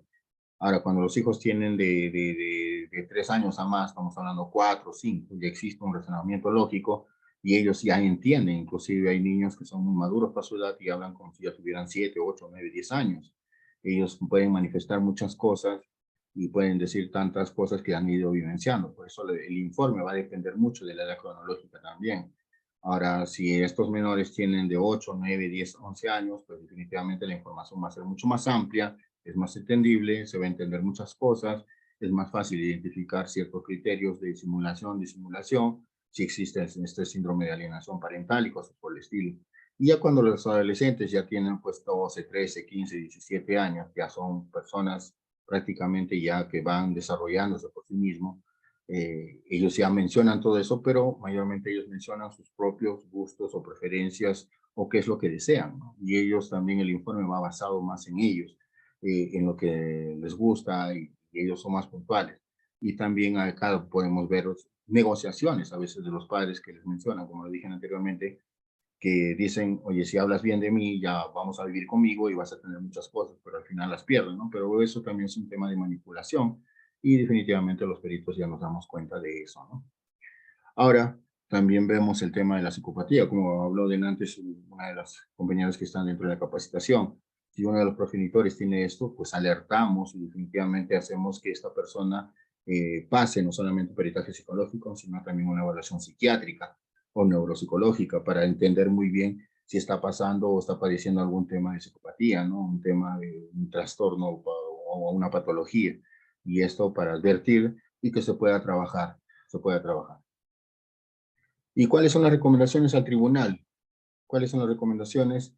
Que definitivamente todo proceso de tenencia, todo proceso legal por tenencia, definitivamente va a necesitar un tema terapéutico, porque yo no creo que cualquier hijo o hija o padre o madre esté tranquilo o esté bien después de pasar un proceso legal. Es por eso que se necesita un tema de reestructuración en todo aspecto, emocional, afectivo, cognitivo, conductual y todo eso, para que se puedan reestructurar y puedan mejorar como personas, como niños, menores o adultos, ¿no? En este aspecto, para que los padres entiendan también que es mejor la separación y mejor el llevarse bien para poder trabajar de una manera más ordenada. Como lo menciona acá la figura, ¿no? Son padres separados que están, no se abrazan, no se tocan ellos, pero están tocando a su hija. Pero ellos no tienen nada que ver, solamente están por la hija. Y eso definitivamente lo que busca es que el menor se adapte mucho mejor y tenga un bienestar emocional para los dos de una forma compartida. Ese es el producto final de un proceso legal por tenencia, que el menor se cumpla todos sus intereses, ¿no? Personales de él y que el favorecido salga a él. Ese es lo ideal.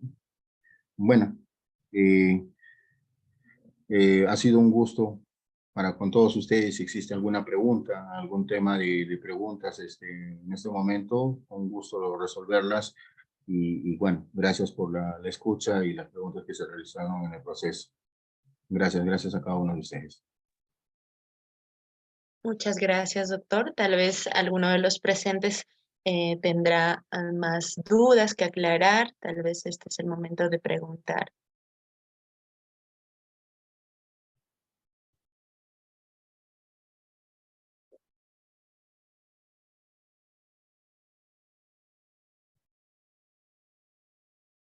A ver, creo. Bueno, en Bueno, vista, Natalie dice, todo claro, gracias. Karim, muchas gracias por la siguiente ponencia. Bueno, doctor, creo que al parecer ya no tenemos más preguntas ni participaciones.